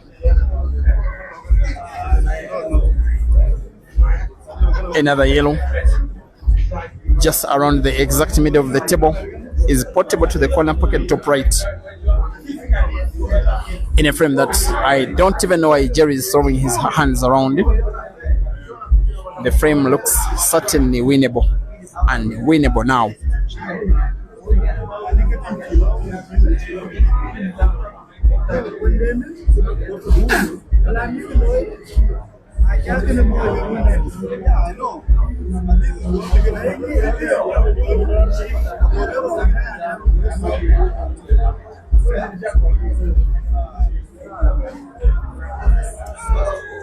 Well, if you are looking for some kind of surprise from Jerry, there comes one.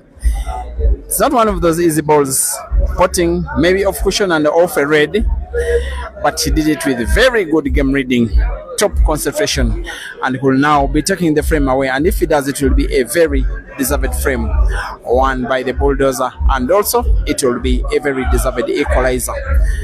With him now needing to put one yellow on the table and then the black portable most certainly to the side pockets, either top or bottom. At the bottom, it can go in between the red and Joe. At the top, it will just go off the red or direct. He's instead nominating to go for the corner pocket bottom left. Of course, he can never ever miss.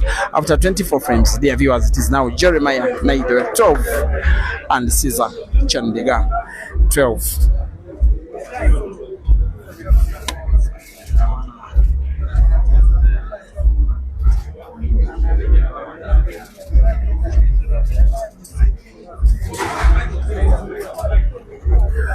And Jerry has a very good record of performance in money matches against Ugandan players. Over the last 2 years, he did play in Uganda, beating Simon Nobola the computer 16-12. He beat Bwanika Mansur 16-11. He beat Rashid Wagaba in Uganda by 16-12.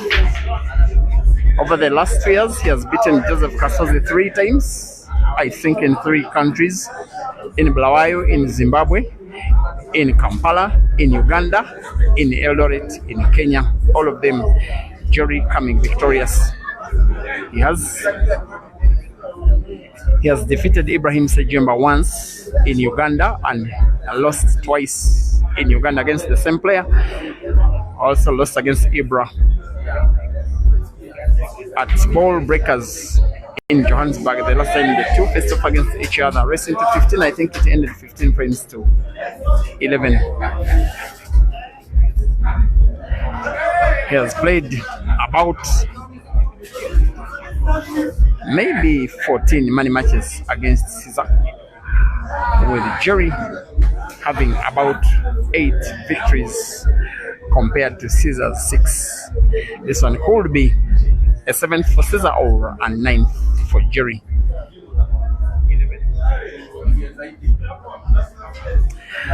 The Bulldozer could be taking the lead here. Watch the potential pot, also watch the movement of the cue ball.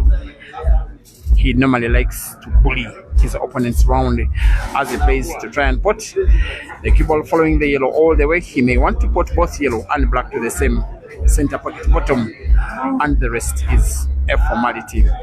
By break and finish, Jeremiah NAIDO 13 and CEAZER CHANDIGAR 12, rest 21.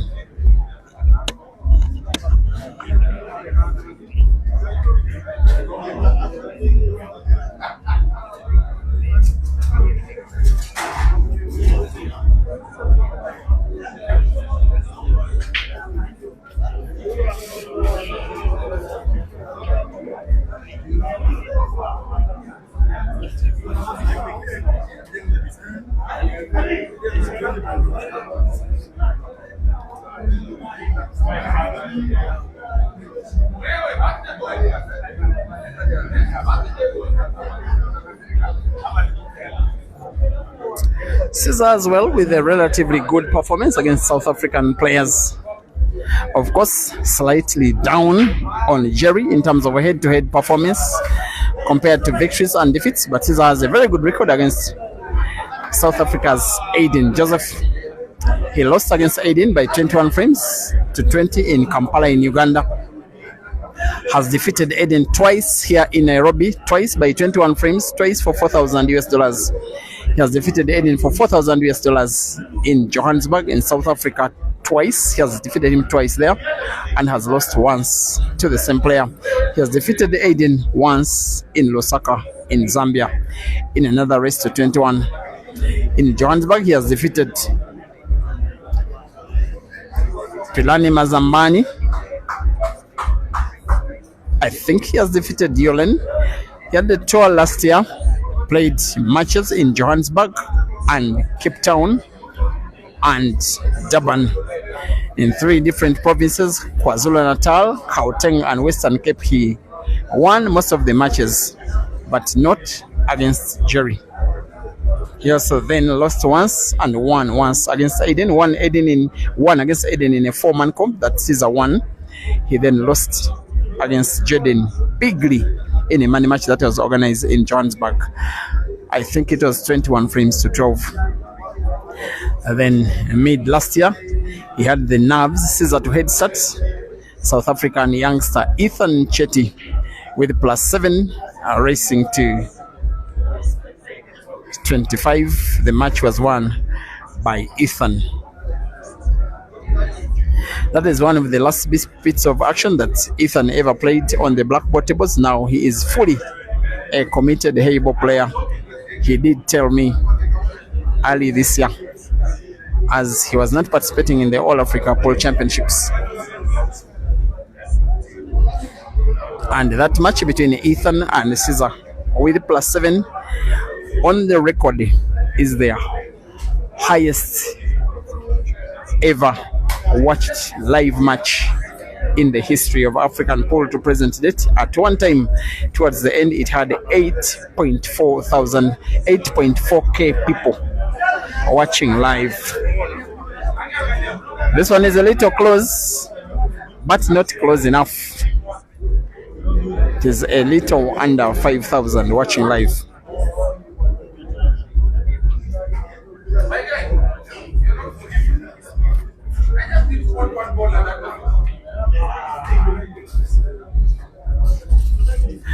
Here comes the Scorpion with a chance to pull one back to equalize on the bulldozer.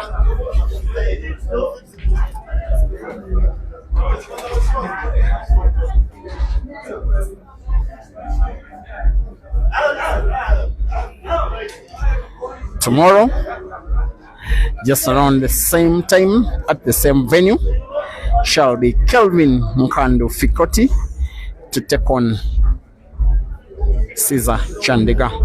If nothing changes, Jeremiah NAIDO will be flying back to Durban. If he wins this match, it will, in my opinion, be a very successful tour of Kenya, despite having been beaten by the Ugandan youngster Jackson Asiku in the 16-man comp second round.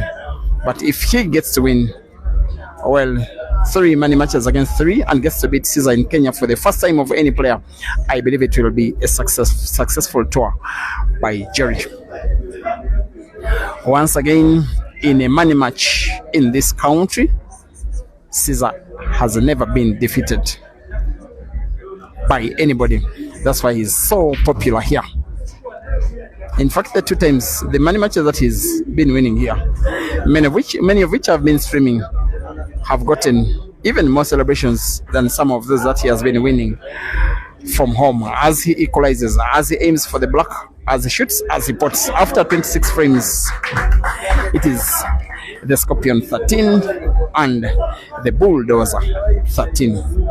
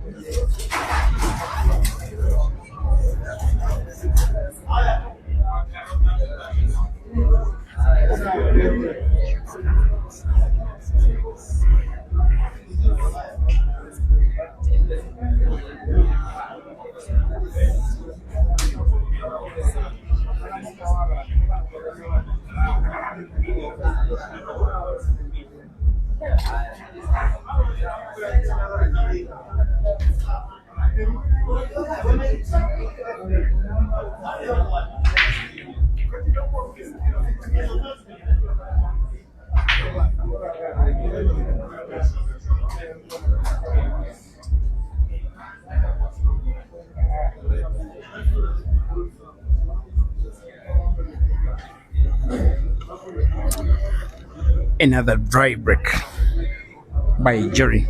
Another chance for Caesar to take the lead. The money matches between these two can really mean to be very entertaining and exciting. Of course, because the two are differently gifted but very gifted. And I have to confess, I like watching both. When Caesar is playing, I like watching the pattern. That could very easily be the best pattern of any player on the African continent. But he's taking on the player who has the best potting ability, in my opinion, on the entire continent, Jerry, who also plays the fastest pool when he decides to play fast. And the African record for the fastest finished frame was just 33 seconds between Caesar and Jerry, coming to 2 years ago right here. And it wasn't even a time tournament. Not as if time was running out for Jerry to finish the balls. He just won the frame after breaking it, and after 33 seconds, black was sunk.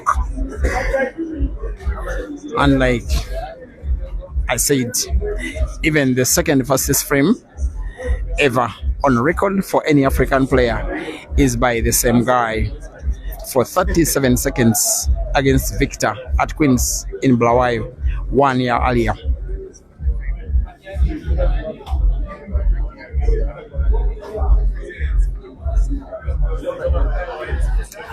What can the Scorpion do here? With 3 yellows on the table, with one aim, register a red apple and take the lead for what will be the second time in the match.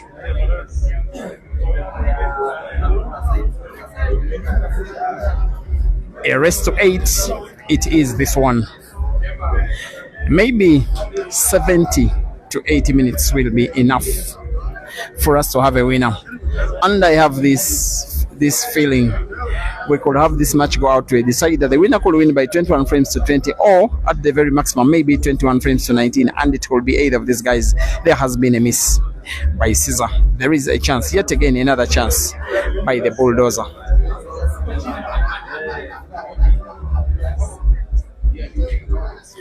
With Jerry having a very supportive manager, Big Kells, who had to extend his ticket to stay around and support his guy.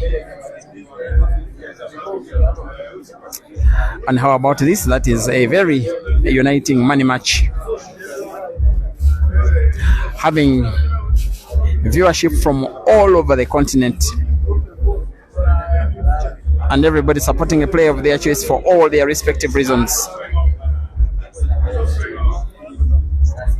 Jerry, Durban born, Durban raised, playing in Kenya, managed in Nigeria. Caesar, Ugandan boy, managed in Uganda but playing in Kenya just after coming from Bolton.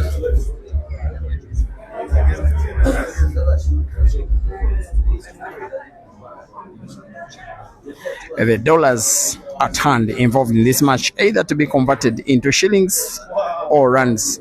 Umpire Joseph Mugisha will be advising whether there is a foul or not. He will need video evidence.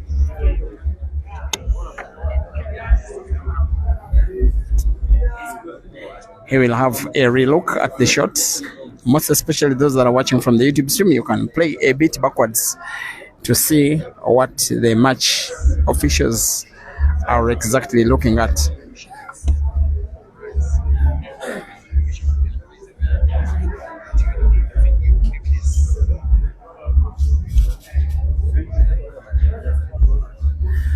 After just one look at the shot, umpire Joseph Mugisha has ruled a foul. After playing off the cushion, Caesar seemed to have played red first.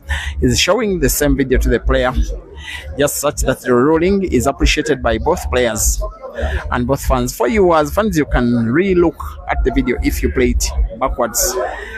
For those of you who have updated Facebook, you can watch. For those that are watching from YouTube, it is always very clear.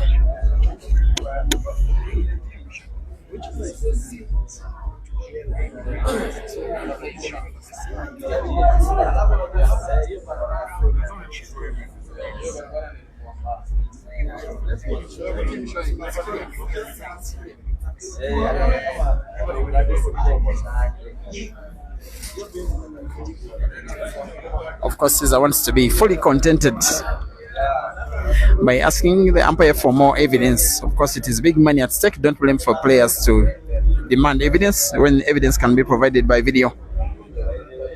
But yes, there is no way video evidence can be fought against.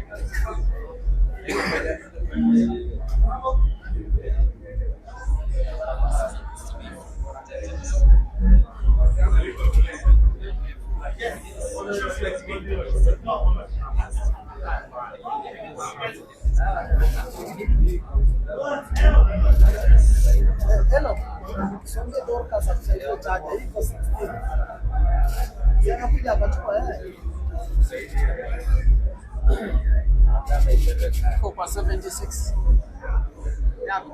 76 young.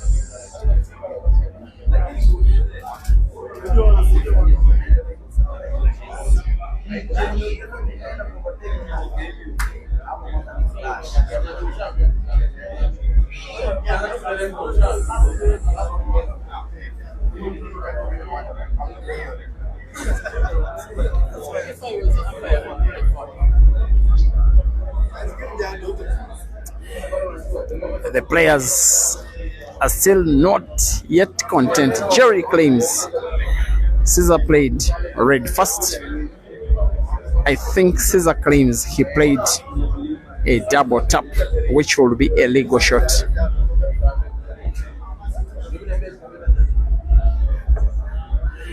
The umpire does give the players latitude now to look at the video themselves, but it is him to have the ultimate ruling. He's one of the most respected umpires in Kenya. I'm sorry, after Kisto. And then, of course, a referee for the Kenya Football Federation.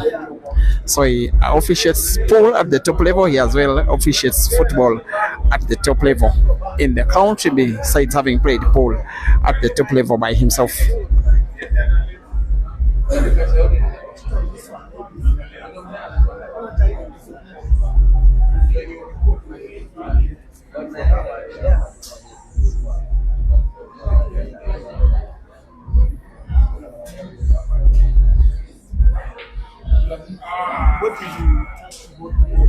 It's okay.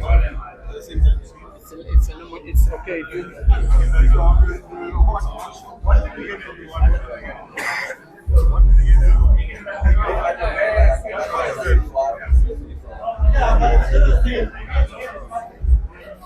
also agree with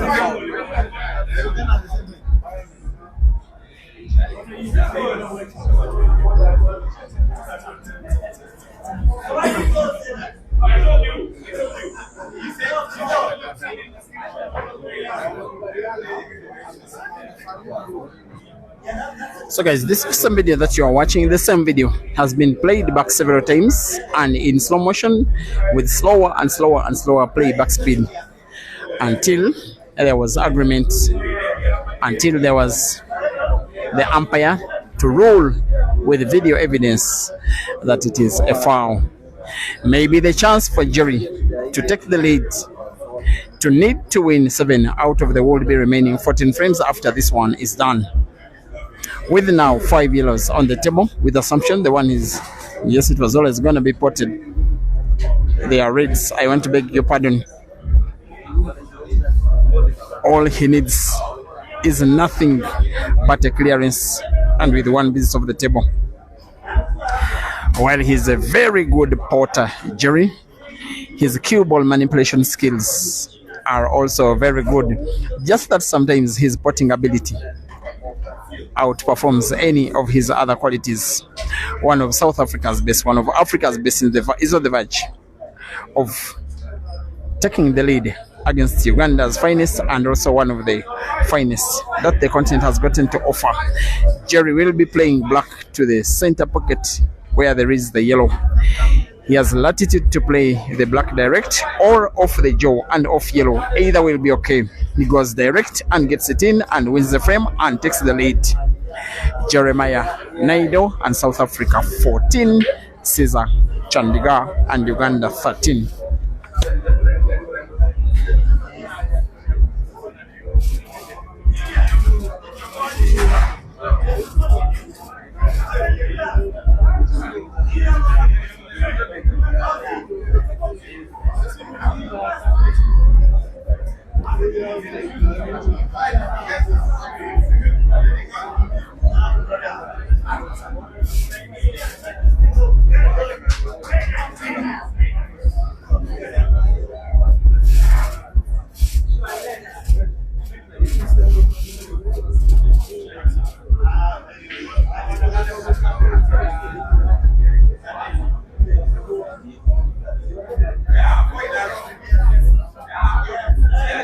Here comes the break of frame number 28 by CEAZER, getting to put 1 ball and another. 2 yellows potted, all yellows potable. The reds as well. The cue ball in space. He has a yellow to start with. Of course, the Scorpion will be going for the yellows.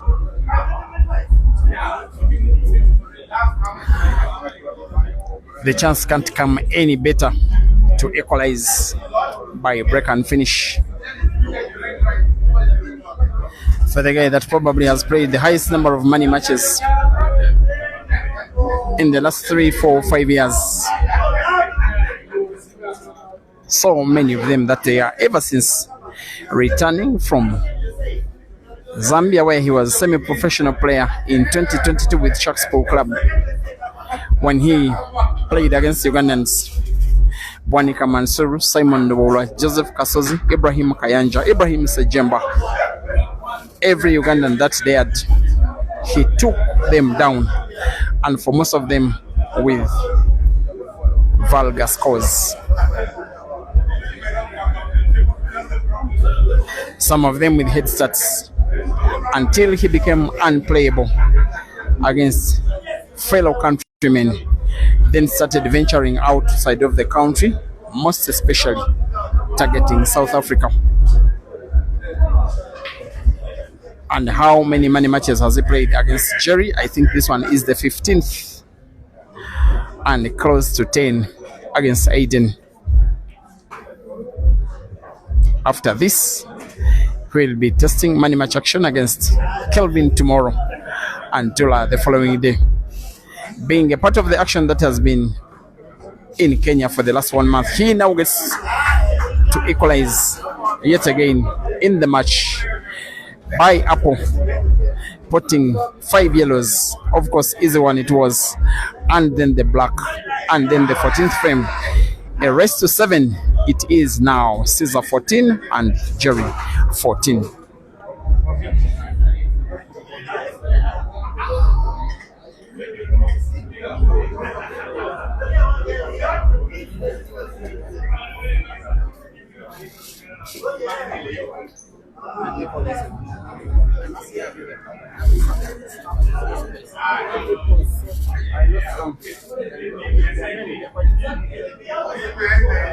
Red and green, there are many, maybe half of the match.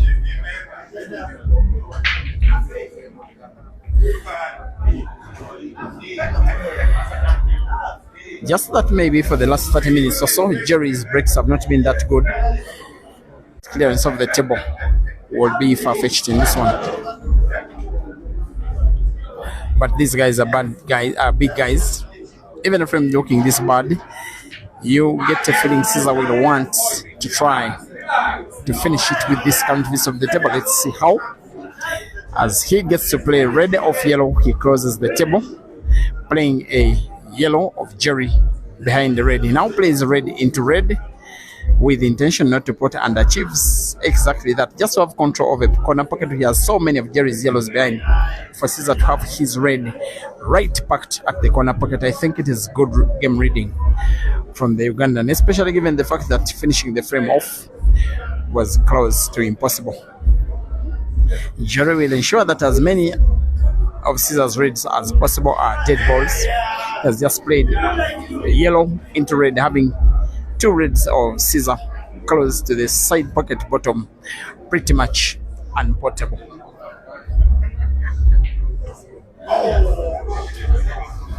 The red he's looking at CEAZER, of course portable, but he plays with intention not to pot. Plays the cue ball to limit Jerry to having sight of just two of the 7 yellows he has on table, to limit his intentions, to force him perhaps into an unforced error, which error would be to play the two reds of CEAZER, which are near the center pocket top, into space.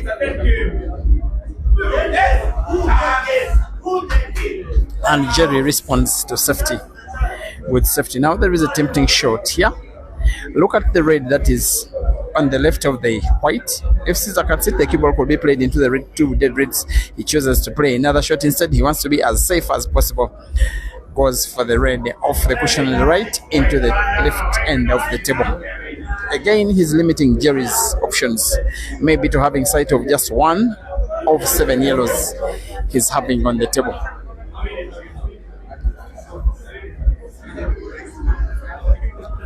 And keep me company, dear viewers. Tomorrow it will be Kelvin versus CEAZER.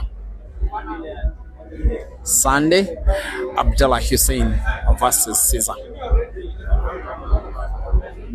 Sorry, tomorrow is Sunday.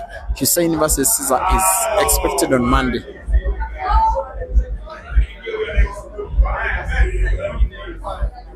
As Jerry fouls, you do give him all the credit for accepting this match against CEAZER, even when it came at the cost of extension of the ticket. It comes at a cost to extend your flight. He was meant to leave just after the end of the comp that was completed on Easter Monday. He accepted the call to have a match with CEAZER today. The reason this match came first was because Jerry's flight was due.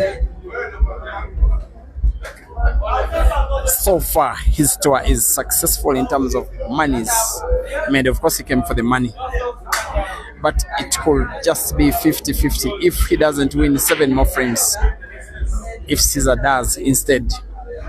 Because as a matter of count, he won a $3,000 pot against Kelvin. He won a $3,000 pot against Eshka. He didn't reach the prize money in the Easter Cup tournament, but his team were second, and there was money to win for being number 2.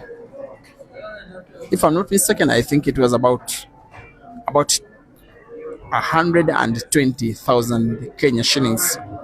If it is shared in between the players of the team, you can just make the calculation of how much Jerry went home with it from that one, but it will all count or perhaps come to 0 if he doesn't win this big one, which is the biggest of them all, not because of the pot, but also because of the size and weight of his opponent. And there has been a miss. The only way Jerry can recover, just considering that 5 of his yellows are right behind the red of CEAZER near the corner pocket, top left. He needs to open up that pocket. He needs to have that pocket occupied by his ball, or perhaps open it up and play some kind of combination. He's putting the cue ball instead and is now almost certainly losing the frame. And what a match we are having on our hands.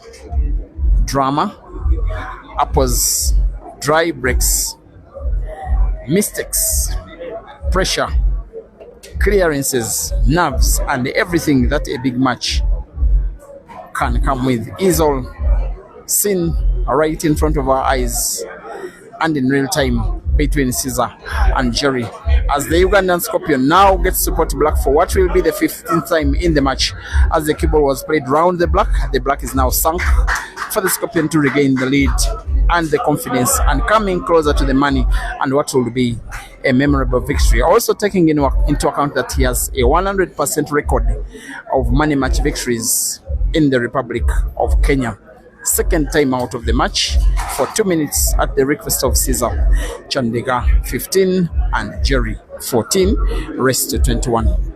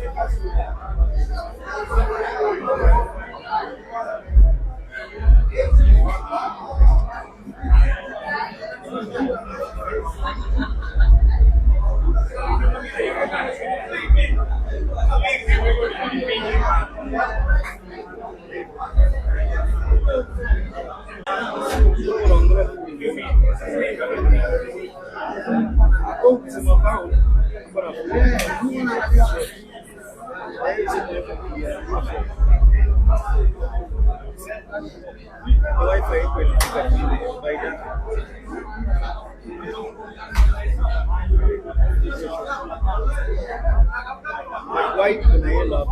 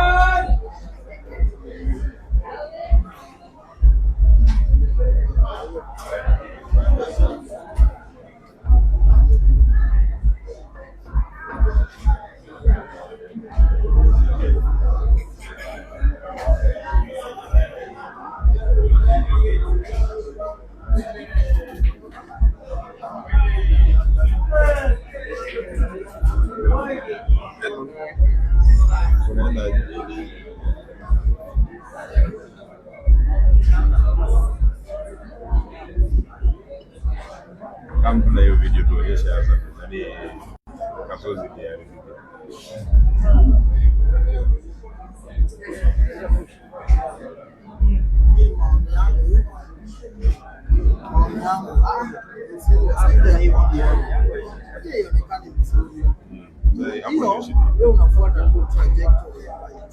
Kulikuwa na space. Na hivi hata ikaenda hivi white ikaenda.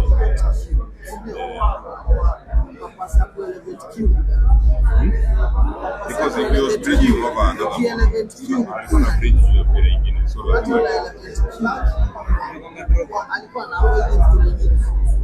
yeah, you alikuwa na bridge over another one. So the reason he was elevating the queue is to avoid touching other person. You see where he was bridging over the ground. I think it's the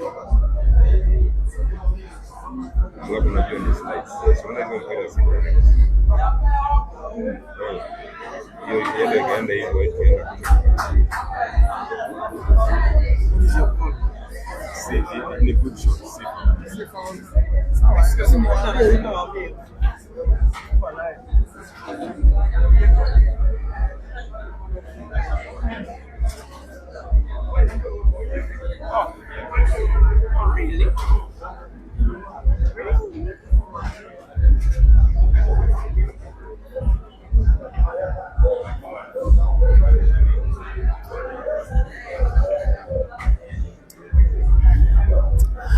As we are back, dear viewers,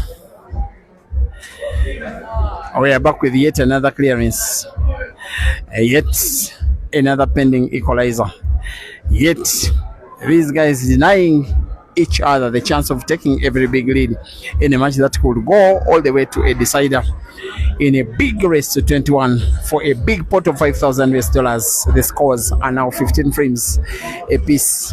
Our race to 5, our race to 21, dear viewers, is now officially a race to 6.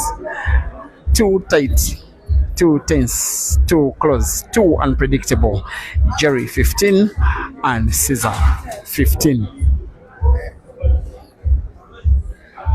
Coming to you live from Mchana Pub and Grill in Nairobi, Kilimani, Kenya. And while this place has about maybe 7, maybe 8 giant screens, the majority of them are screening Jerry versus Caesar, despite the fact that there is live Premier League happening. A sign of the popularity that this sport is picking up, most especially here in Africa.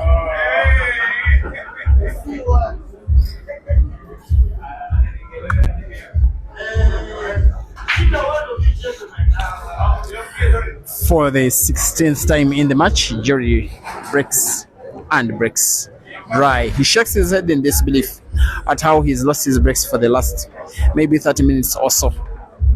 It is a big reason as to why he's not leading his breaks, given how he was breaking in the first half and given how he's breaking now.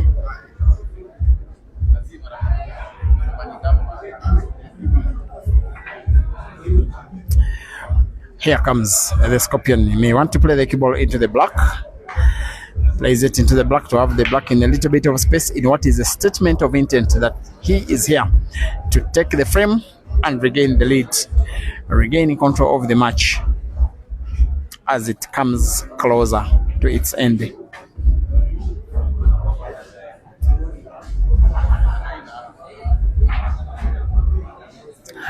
Having arrived at the Jomo Kenyatta International Airport just yesterday, he just said that he is in the mood to play. He also hinted on giving Ishmael a match, as Ishmael wants to be head-started with the +5. His management thinks otherwise it is not necessary. They liked it a lot last time around when he was UK bound in the space of the next 3 days to participate in the Ultimate Full Championships. He needed game time, most especially for the fact that he was coming from the World Heibo Championships, playing on the Heibo table, different rules, different perspectives.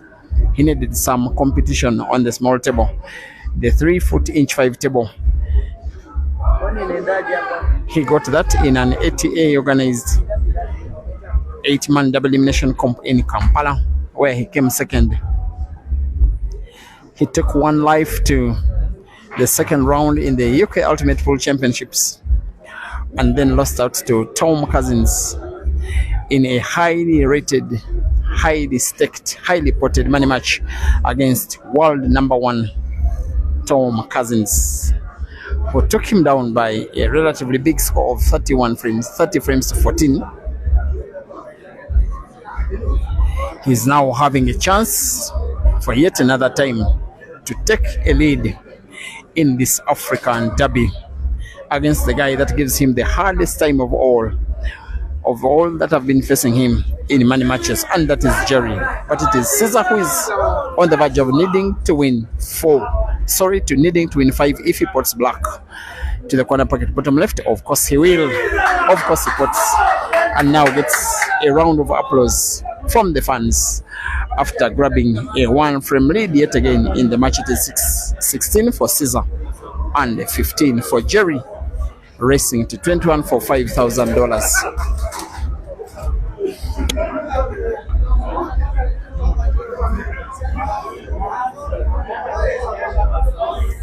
Joseph Castles in 9 and Innocent Sammy 7. That one is live as well, but yes, we shall be giving it more attention. It has taken about 15 minutes without being played because the players are not contented about one situation, whether there was a foul or not.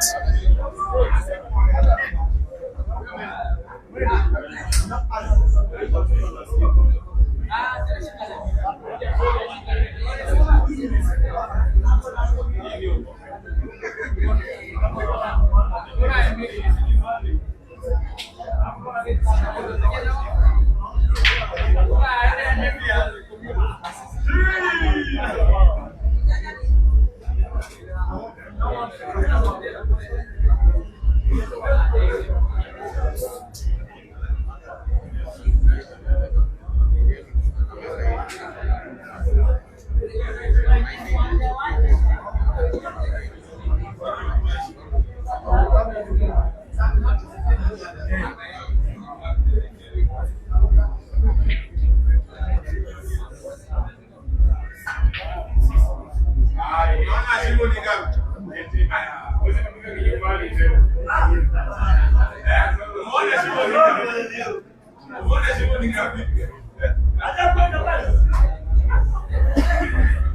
Ugandan Scorpion will grab a 2-frame lead here, and it is starting to really become the business end of the match.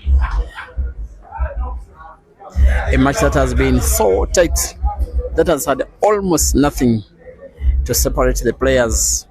A match that has CEAZER having a very slight lead. That lead could grow if only he can finish the 5 reds on the table, and the black.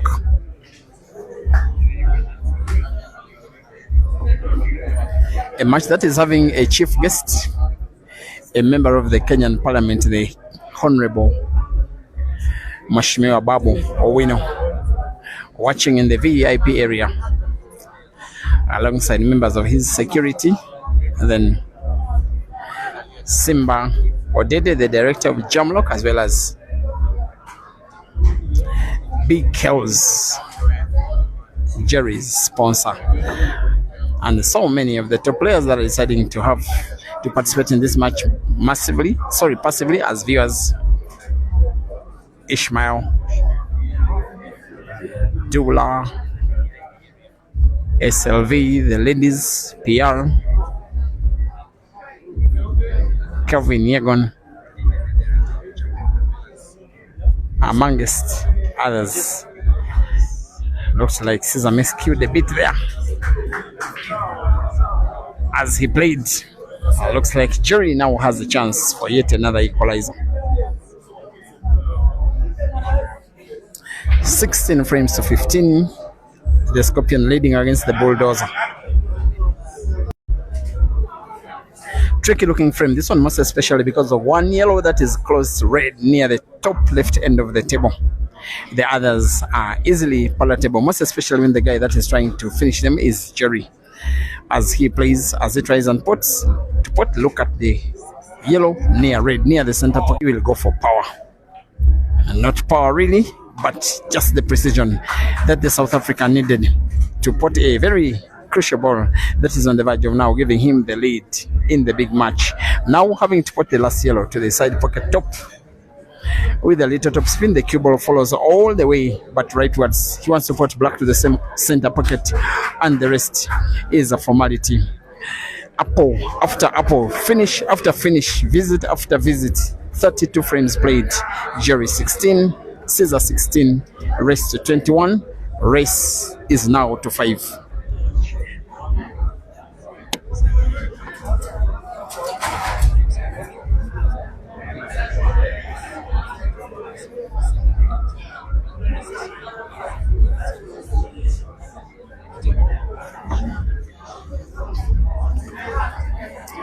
And once again, a very big thank you to Chairman GNM, the director of Mchana Pub and Grill, for reviving the spirit of the game in Africa. Kenya now is a power, and it all has Mchana as its locus.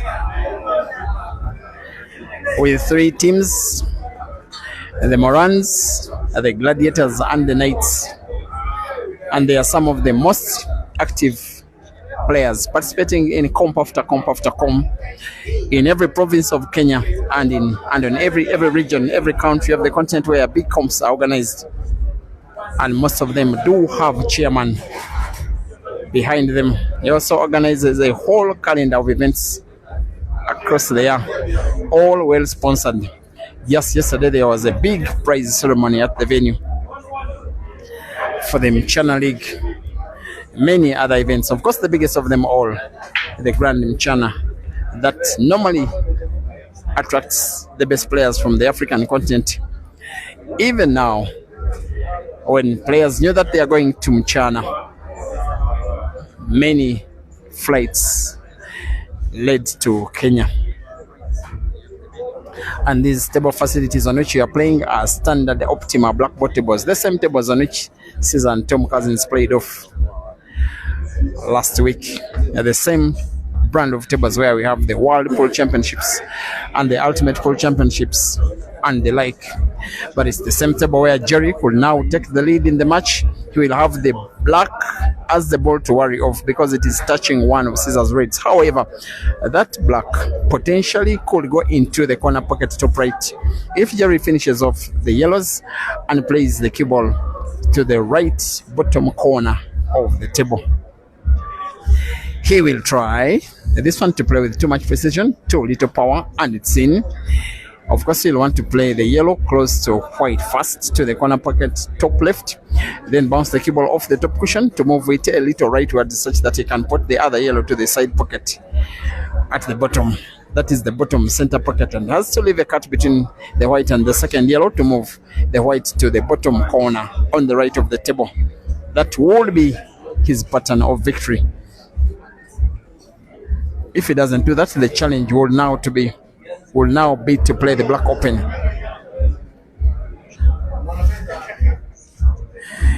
He's playing the cue ball a little different. Now wants to draw it backwards to the bottom right corner of the table.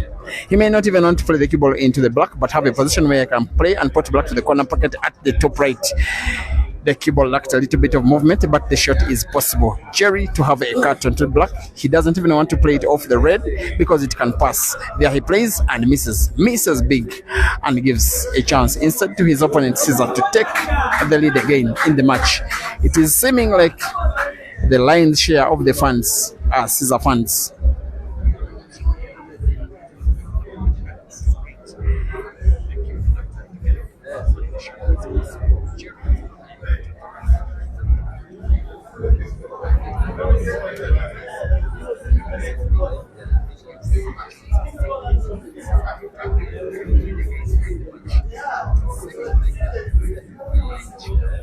Chance for the Scorpion to grab the lead in a match where frames have been exchanged equally, one after the other, another after the other, apple after apple, miss after miss, clearance after clearance, visit after visit. Too little, almost nothing to separate the players, at least so far. As Caesar snookers, Jerry is trying to do something that has never been done before: defeat Caesar in a money match on Kenyan soil for the very first time. He's lost in South Africa, in Zimbabwe, in Zambia, in Morocco, in the United Kingdom. Of all the places where he has played money matches, many of them, and never having lost, is the Republic of Kenya. That's why he really likes to play in Kenya. And when he was told that there is action in Kenya, he really felt that he could be a part of this. Jerry snookered, wanting to play black maybe off the jaw of the center pocket. Maybe can have said he played off the jaw and he played off the target, and the Scorpion has the chance.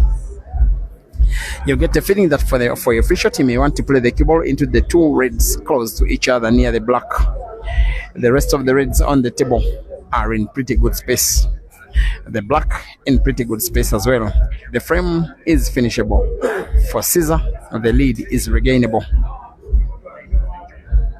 Race to 5 for $5,000 US. 16-16 going to 21. Here comes Mr. Ambassador,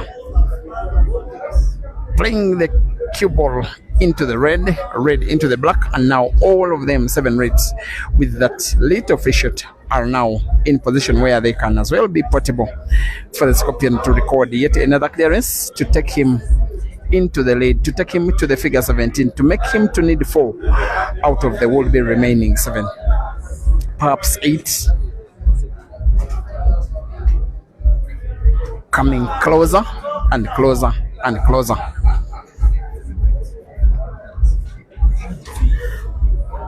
The cut he leaves between white and red as he puts red to the corner pocket top right, actually bounces the cue ball off the right cushion to move the cue ball a little leftwards, just a little, and maybe could start with the red after the one he's playing, after the red that is near the black. He's instead playing with the intent to play the red that is near the side pocket top. As he plays, as he aims, as he goes for the pot, plays red into red by connection. And I want to believe after putting this, the one he'll be playing next is the one close to black. Plays the cue ball just into the black. He has sight of the red. I'm not so certain it is sight enough to pot it. He's getting himself in trouble here. It is the ball supposed to pot. Has a little cover of the cue ball, a little around the black, and pots. A recovery by the Scorpion to pot the last red with maybe the cue ball bouncing off the cushion, and the rest is a formality. With now 33 frames played out of a maximum of 41, Chandigarh CEAZER leads by 17 frames to 16.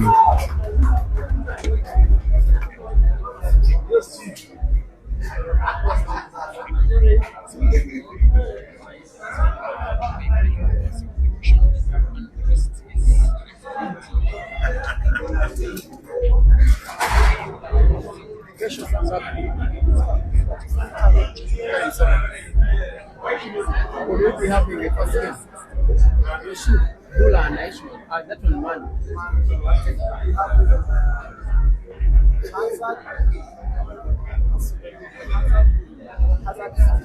Hazard na safe, pretty much.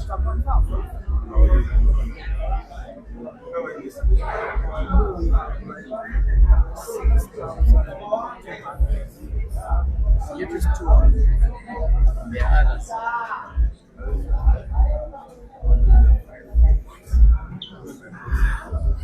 Coming close to breaking the African record for the most watched game ever.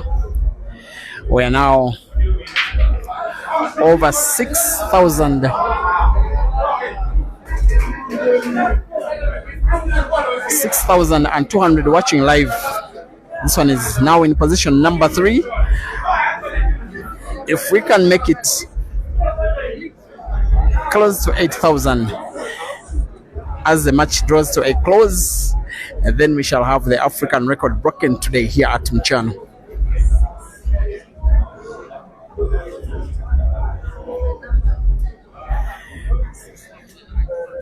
The break in frame number 34 by the Scorpion was not only dry, it came with a scratch. Jerry has been here so many times, and so many times against CEAZER.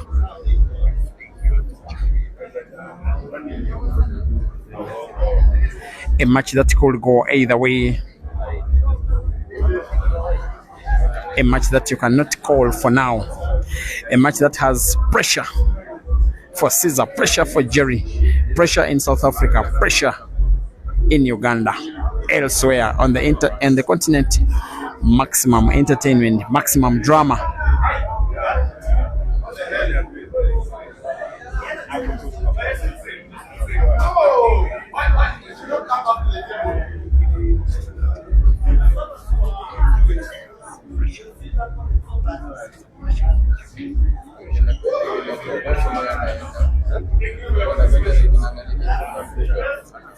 Going for a red apple is Jerry.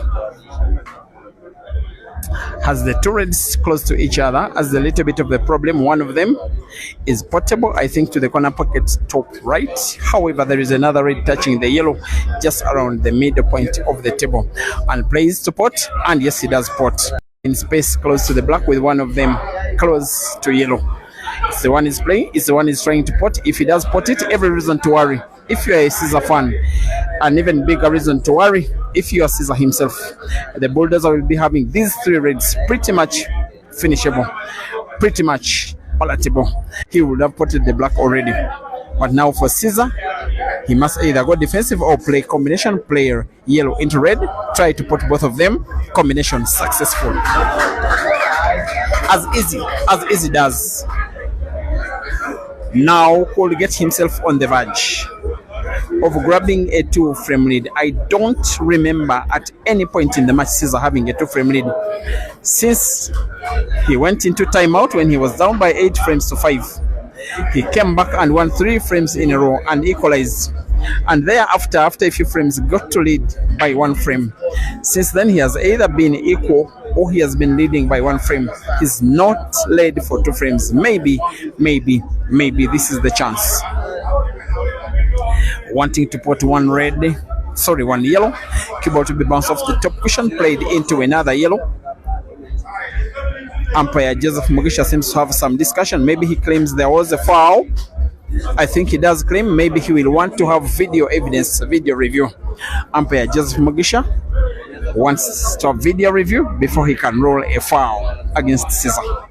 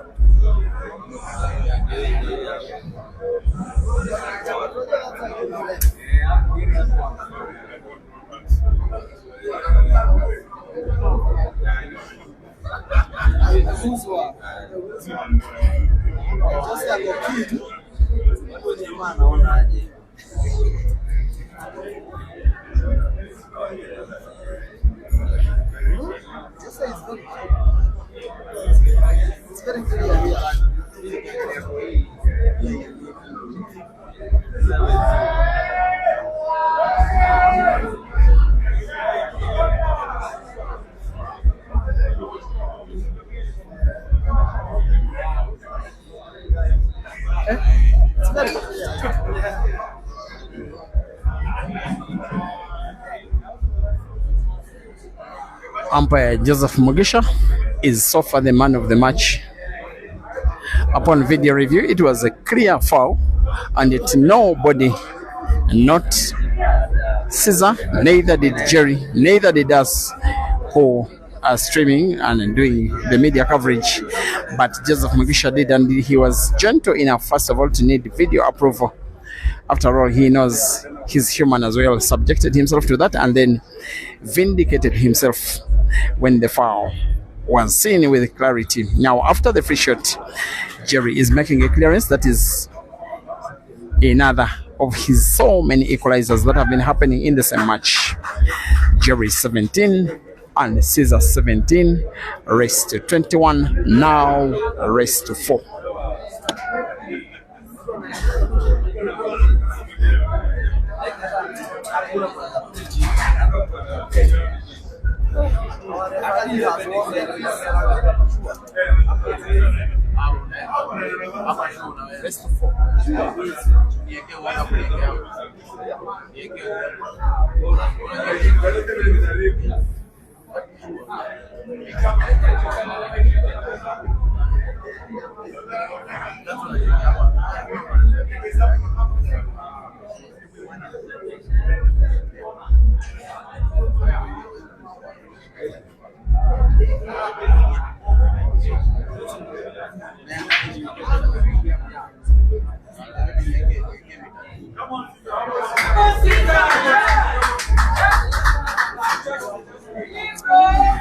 The break for the 18th time by Jerry has been dry.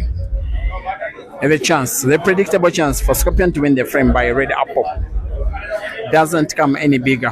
He's perhaps nominating the yellows, goes for the reds, plays red into red by connection, closes the table. The Scorpion is on the reds and Jerry the yellows. As for the Scorpion, he wants Jerry not to play any of the yellows by CEAZER winning the frame by reverse dish. His fans celebrated when Jerry broke dry, as though CEAZER had potted black. They know that CEAZER is more than capable of taking the chance to win the frame, thereby win the match.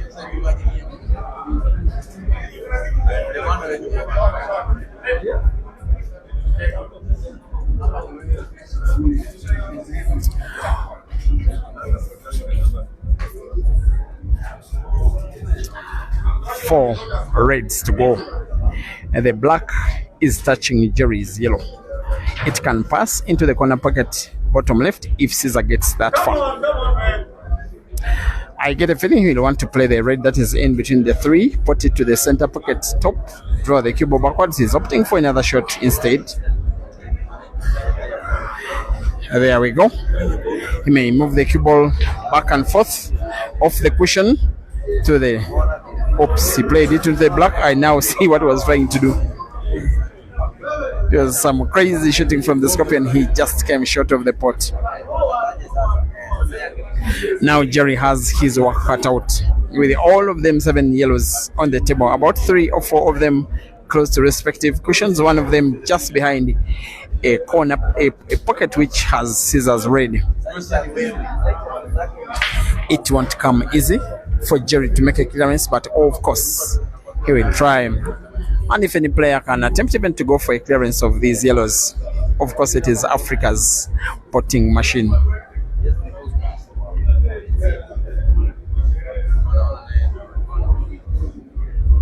And how nice it is that these guys want to give a game to each other. And if Jerry wins this match, the flight back to Durban tomorrow will be a very glorious flight. And as well, his boss Big Kells will be flying back to Lagos tomorrow as a very glad person. It is the first big money match that he's sponsoring for his guy, Jerry. Of course, he sponsored matches against Kelvin, but winning against Caesar is a little more special, with all due respect to the victory against Kelvin.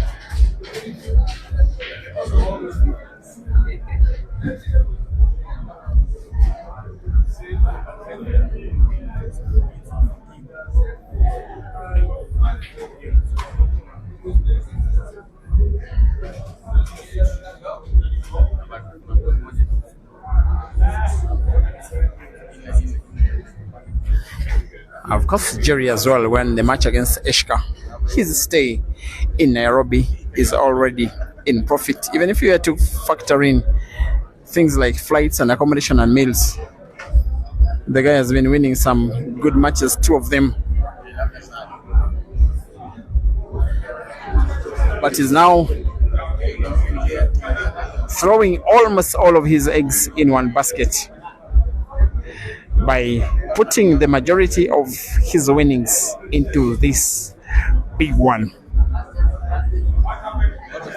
I want to think that even Jerry being Jerry, he may play snooker here. No, he doesn't play snooker.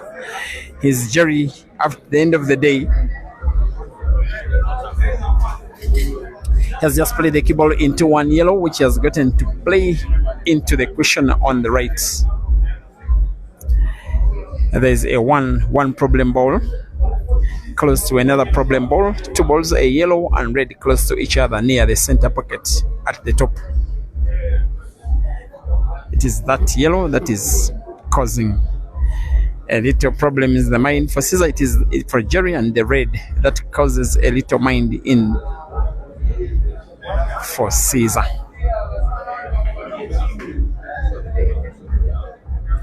You just hope he doesn't run into a cliff, as we call it, when a player puts the easy balls and is left with the difficult ball or the snookered ball. He will want to play snooker this time around, and he is safe enough. Caesar is snookered almost totally. Can't find the red, of course, off the cushion at the bottom near the center pocket. It's actually in a normal shot. He has to play slow because I doubt he intends to pot. He just comes out of the angle, but he will be potting. And now we'll be attempting to go for the frame once and for all. If he plays the red that is packed at the corner pocket top left, he will want the cue ball to be played into the yellow that is close to the red, play the red in space, and hopefully go for the match. It is the shot he may want to play if he's to play with offense.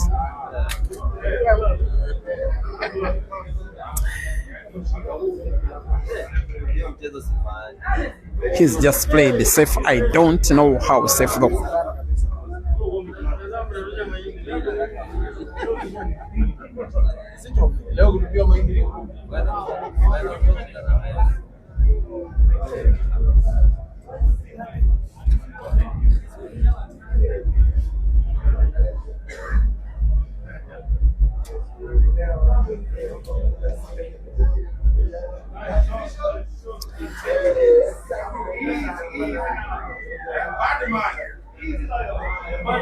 The Bulldozer could be fouling here. That was close. And his fans clap. as though he has spotted the black by simply playing as safe as he has done. I'm not even certain Caesar has sight of the red because the cue ball is right within the jaw. He may need to curve the cue ball a little. The umpire will want to be very observant and talks to Jerry. He tells him that Caesar is snookered. Now we want to curve the cue ball round the jaw simply to find the red near the yellow, not to foul, and he does. Puts the yellow and is now going. Puts the red, sorry, using the yellow and is now going for the clearance. And clearly the lion's share of the fans will be supporting Caesar here. Of course, he's a member of the Mchana family. Now having to put red diagonally, bounce the cue ball off two cushions where he can go for the black to another diagonal corner pocket to the bottom left of the screen, which if he does, the continuation of the pattern of Caesar winning one frame and Jerry the other. That's how it has been for the last maybe 9 if not 10 frames. Caesar versus the black to the corner pocket and it's in. Chandigar Caesar 18, Jeremiah NAIDO 17, race to 21. 6 frames.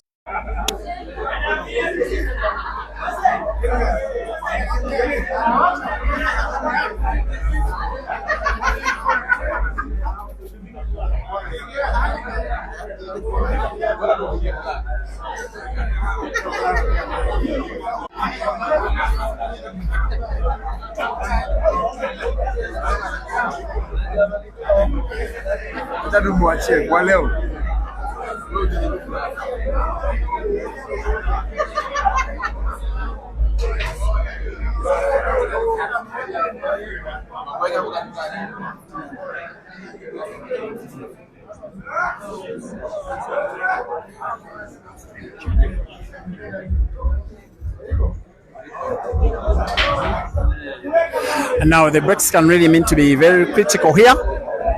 The break of frame number 6 by Caesar has been right. There is just one thing that has been very suspect about Caesar's breaks. Very easy to realize. Maybe he just hits the balls hard.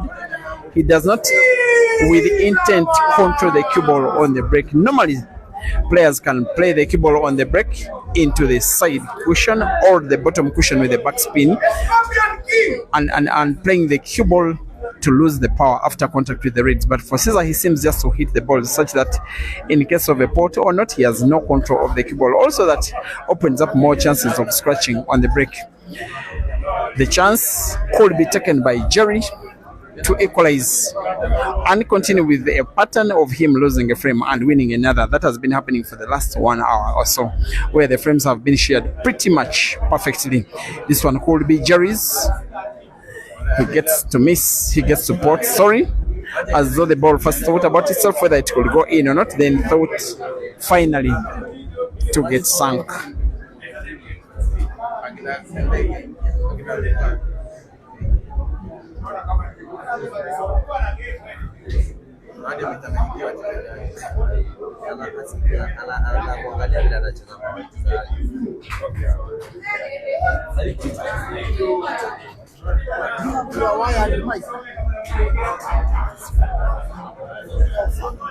Because guys are saying they can't hear you, and we can't continue using that because of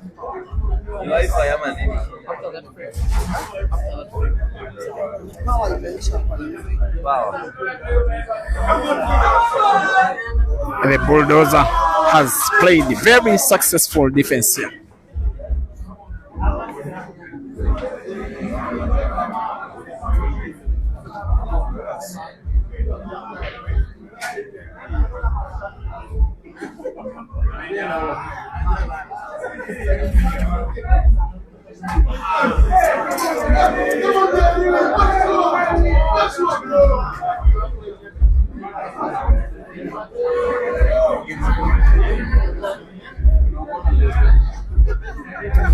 The chance comes again, dear viewers, for the bulldozer as Caesar fouls for a free shot. He plays Caesar's red simply to leave his cue ball in a position where he can play either of the 3 yellows left on the table. Now they are to cue ball moving around both of them. He will want to put the 2 yellows to the respective corner pockets, top left and bottom left, and the black is there for the taking of the bulldozer.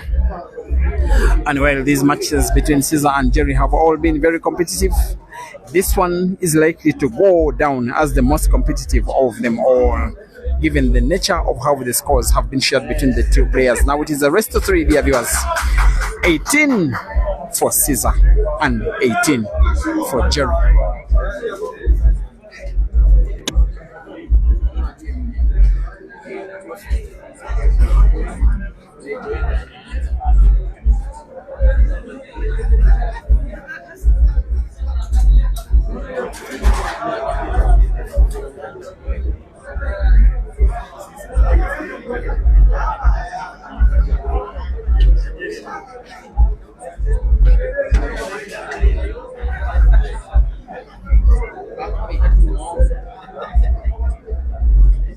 It's a bit delicate.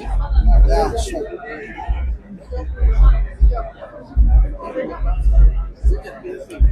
I wish I had a long time ago and told you to connect this one.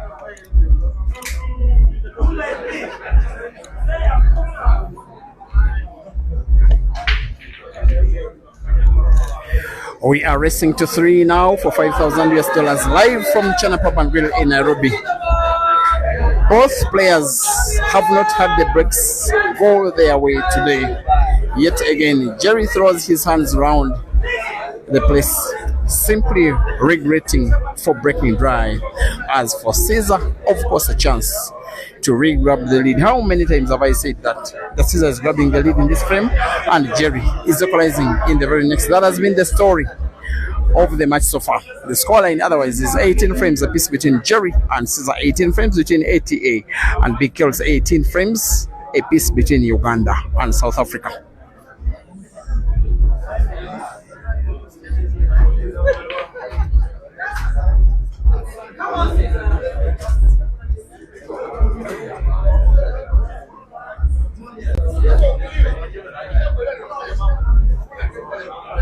Of course, the idea is take the frame down and take the lead and come within 2 of the victory. He will be having the memories of all the matches that the two have been having, combined money matches and tournaments, maybe 2 dozens of matches in a number of countries where they've been facing off. In Kenya, in Tanzania, in Uganda, in South Africa, in Zimbabwe, in Zambia. Where Jerry has had the lion's share of victories in money matches, and where Caesar has had better performances against Jerry in tournaments.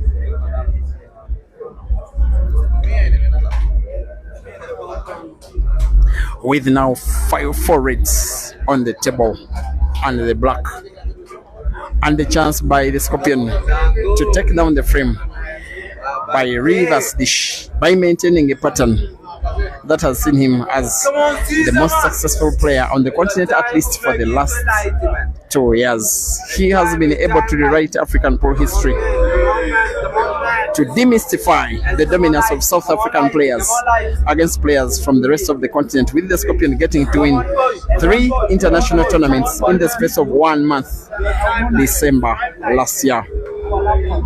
And of the 3, the 2 had Jerry in participation.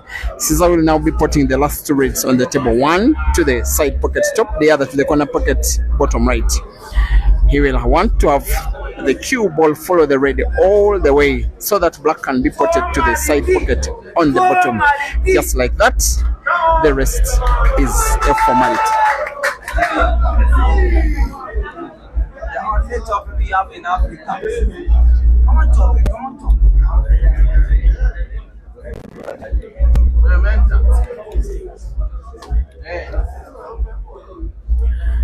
After 37 frames played, it is now Chandigar Caesar 19 and Jeremiah NAIDO 18.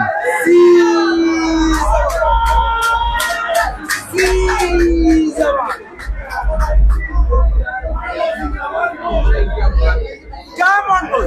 Come on, boy. Come on, boy. It's a time, boy, to make us happy life.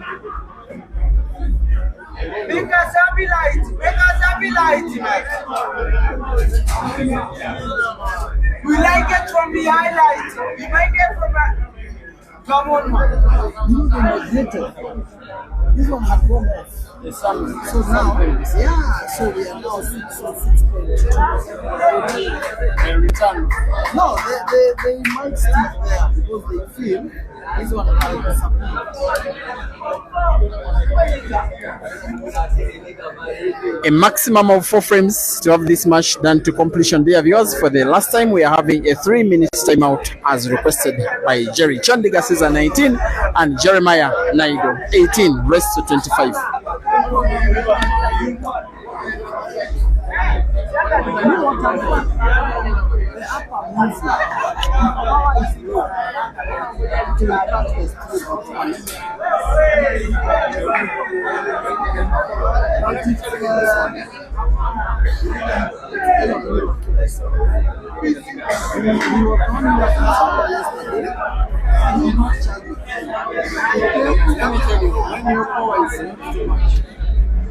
When there is a physical skill,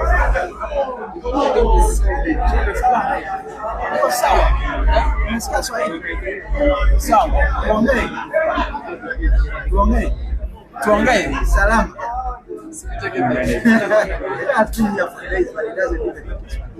You are shaming your fan. You have turned off my phone. You guys are not. You have removed the power. Take it back. You okay? It's back off again. Don't touch that. Oh. Yeah. You don't have the program for this. You don't have enough power. You need to get the program for it. This is risky. Sorry. Anyway, how are you? I'm well. So, it's off. No, it's coming back. It's going to come back.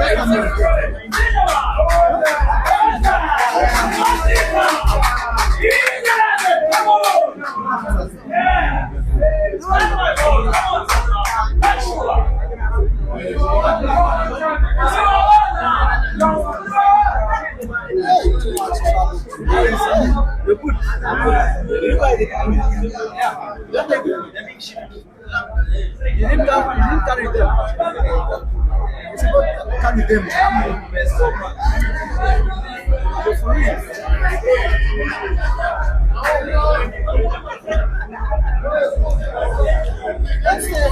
Don't stay there. You will touch it again.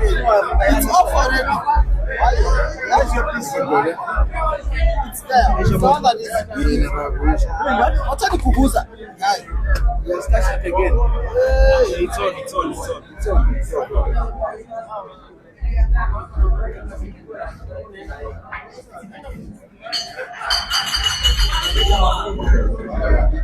It's unlimited. No. You have a subscription. You can buy a minute. Yes. You don't find my gift.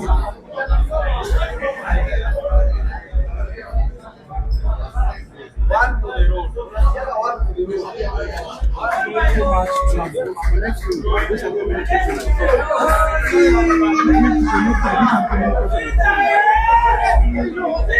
Connecting to myself.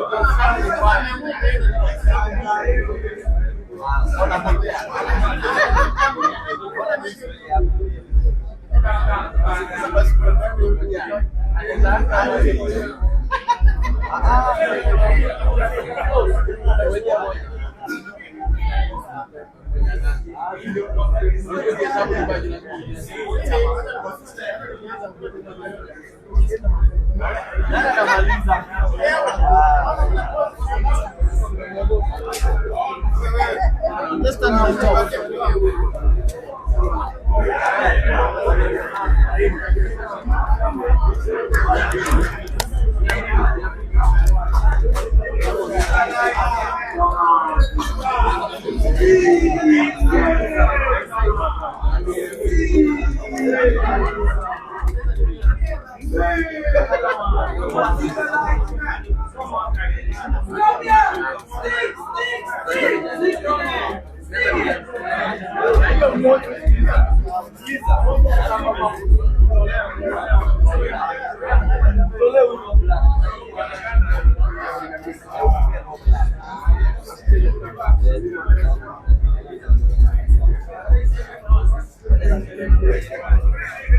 There is this one shot that has been played poorly for most of the time by both of the players, and that has been the break for the 38th time. CEAZER breaks. It seems dry. Yes, the break is dry. Another chance for another time for Jerry to get another equalizer.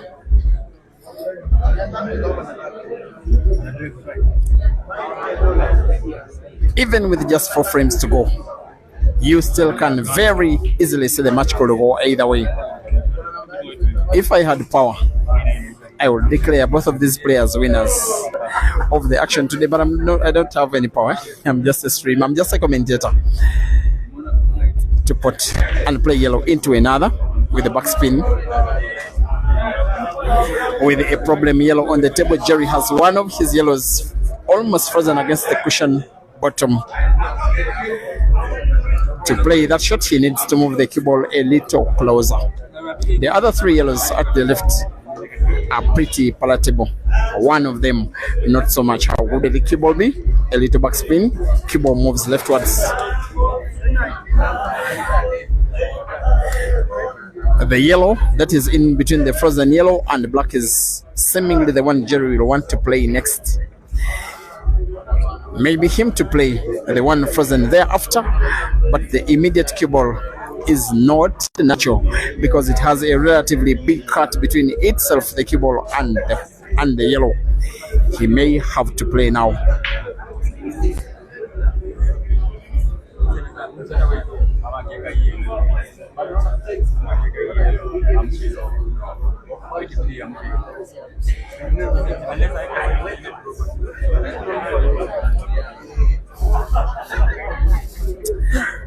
Going for history is Jerry. Of course, he has beaten CEAZER a few times, maybe more than enough times, but there is one thing that no player has done: beat CEAZER in a money match in Kenya. Dog City tried. All Kenya's better players tried with headsets. Aiden tried 3 times with no success. Maybe if one player could do so, maybe this is the guy.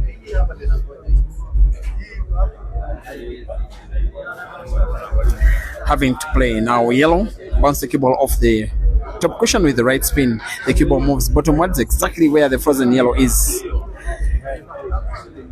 Nice cueing, most especially under the vein of pressure that both players are.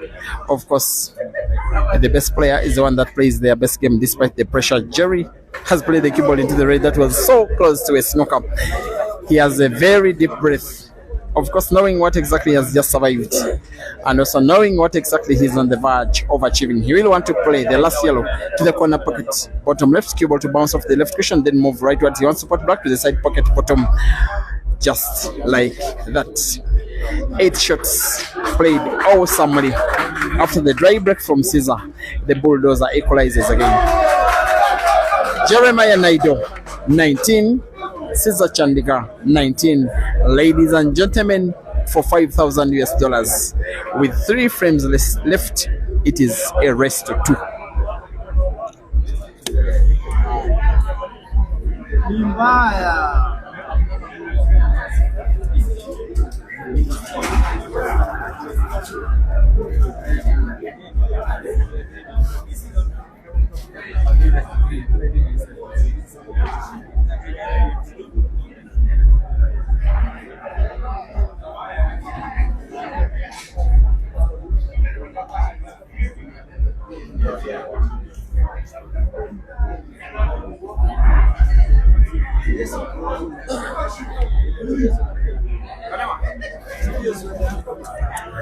How good can Jerry break? This is the second last time in the match that he will be breaking. He gets to put one red. The white is safe. A yellow in. And another red. And the table is open. And the chance now comes for Jerry to take the lead at the business end of the match. With him having all in mind the history of so many matches he has played against CEAZER in so many cities, in so many countries. In Kampala, in Uganda, now in Nairobi, in Kenya. They played in Dar es Salaam, in Tanzania. They played in Bulawayo, in Zimbabwe. They played in Johannesburg, in South Africa, in Durban, in South Africa, as well as Cape Town, in South Africa, with Jerry having the lion's share of victories.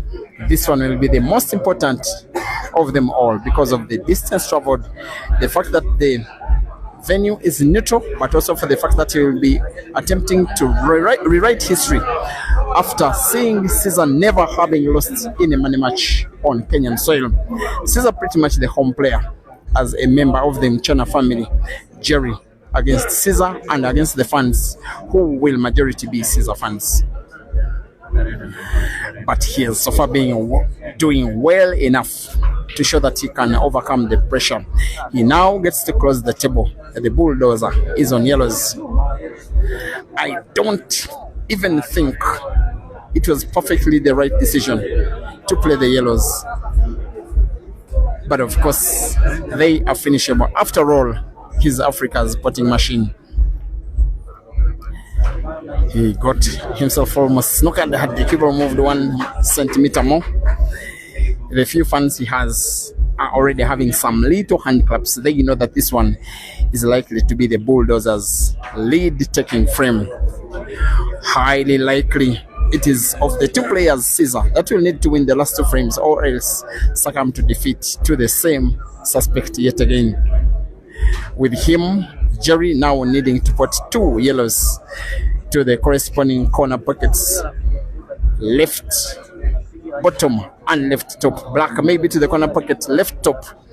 The same corner pocket he wants to put the yellow, with the cue ball having to be played with top spin to be bounced off the cushion a little to move in a position where you can put black to the same corner pocket, just like that. The rest is a formality.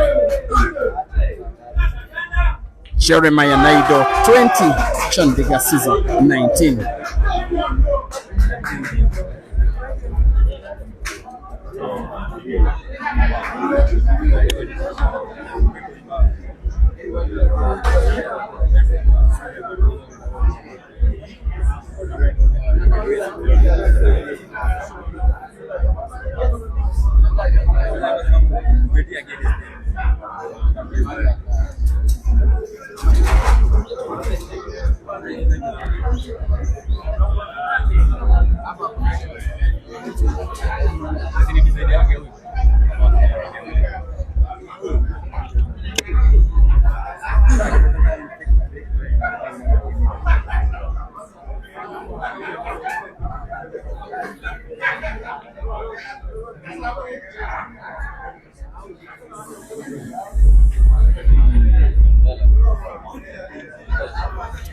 Thank you, Africa, for giving us all the attention.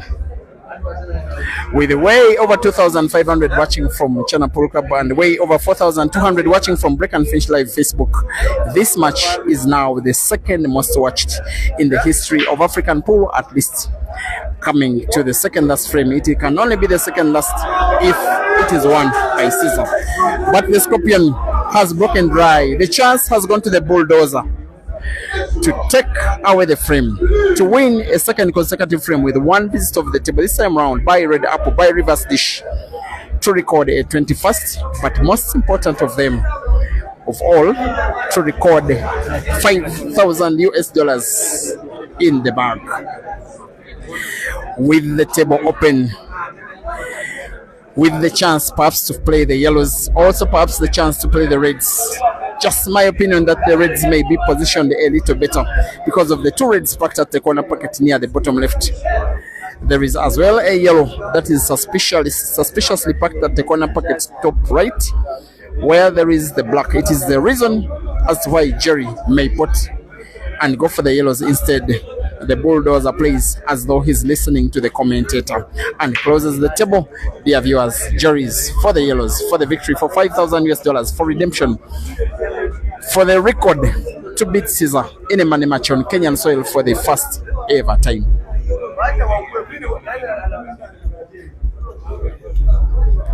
Here he comes with redemption in mind, with money to consider for himself, for Durban, KwaZulu-Natal, for South Africa, also for Big Kells, representing 3 countries all at the same time. The country of his birth, India; the country of his citizenship, South Africa; the country of his sponsorship, Nigeria. On the yellows, 5 of them they are, now 4. 2 of them so close to each other, near the side pocket bottom. One of them, in relation to the cue ball, snookered, a little snookered behind the black. Maybe he can have sight of it. The yellow that is parked at the corner pocket, top right. As he puts it, bounces the cue ball, avoids contact with the black. Pinpoint accuracy from the giant South African. His fans are already celebrating the victory that they consider to already have come. Taking on the guy that came thinking about him right from Bolton, playing in the Ultimate Pool Championships, to Nairobi via Entebbe in Uganda. The bulldozer with now just 2 yellows and the black. He may want to put both yellows, I will think, to either the same center pockets or corresponding center pockets, top and bottom. He's going for the same center pocket with a backspin, just like that. The pot of the last yellow, with minimum power balance and maximum precision, gives to the bulldozer pretty much accurate white for the black, which you will as well want to put to the corner pocket at the top right of the table. Jerry versus the most important shot of the match, which is the easiest of them all. The match will be won. Celebrate if you are in Durban, in Johannesburg, in Lagos, but now in Nairobi. Yet again, dear viewers, Jeremiah defeats Caesar. This time round, defeating Caesar for the very first time of any African player in the country of Kenya. He'll be congratulated by Big Kells. Final score, Jeremiah NAIDO 21 and Caesar Chandigar 19. Jerry, I'm passing the mic. That's on here. Yeah. Let's speak to the team. Jerry.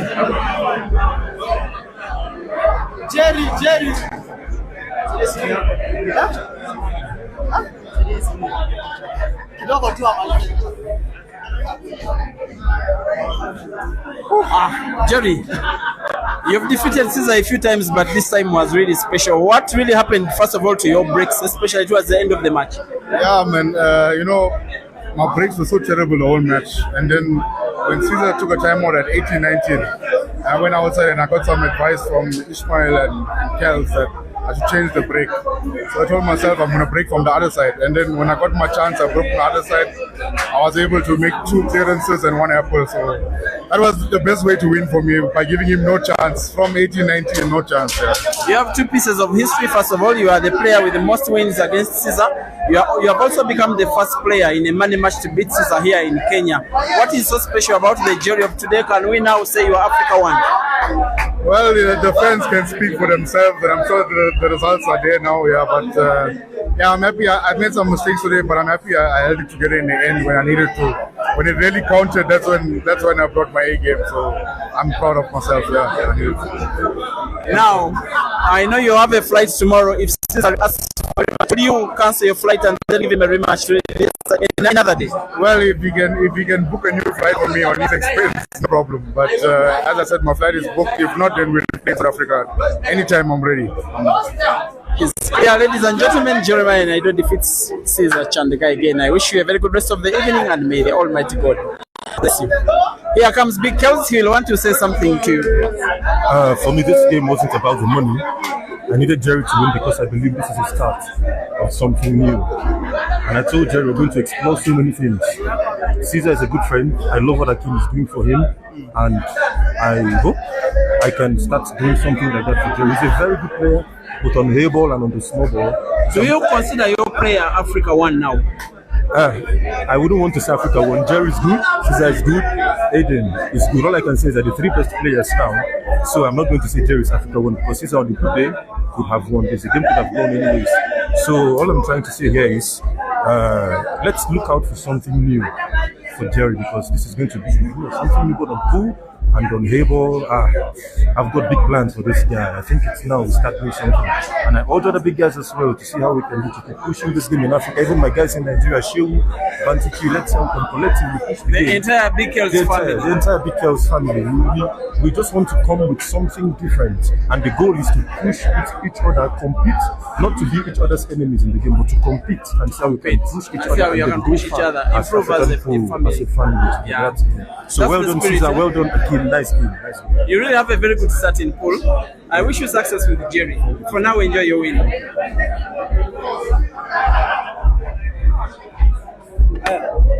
Share ile sasa. Niko na ngoja nje ni share ile.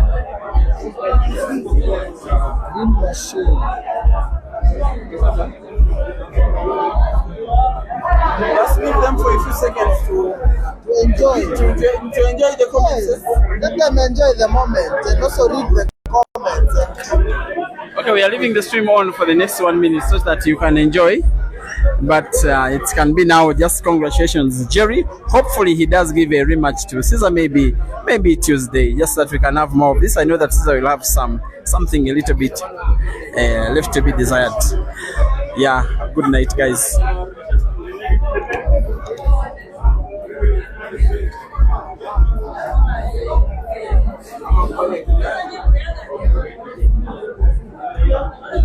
Let me download. Okay, the South Africans are putting the switch off.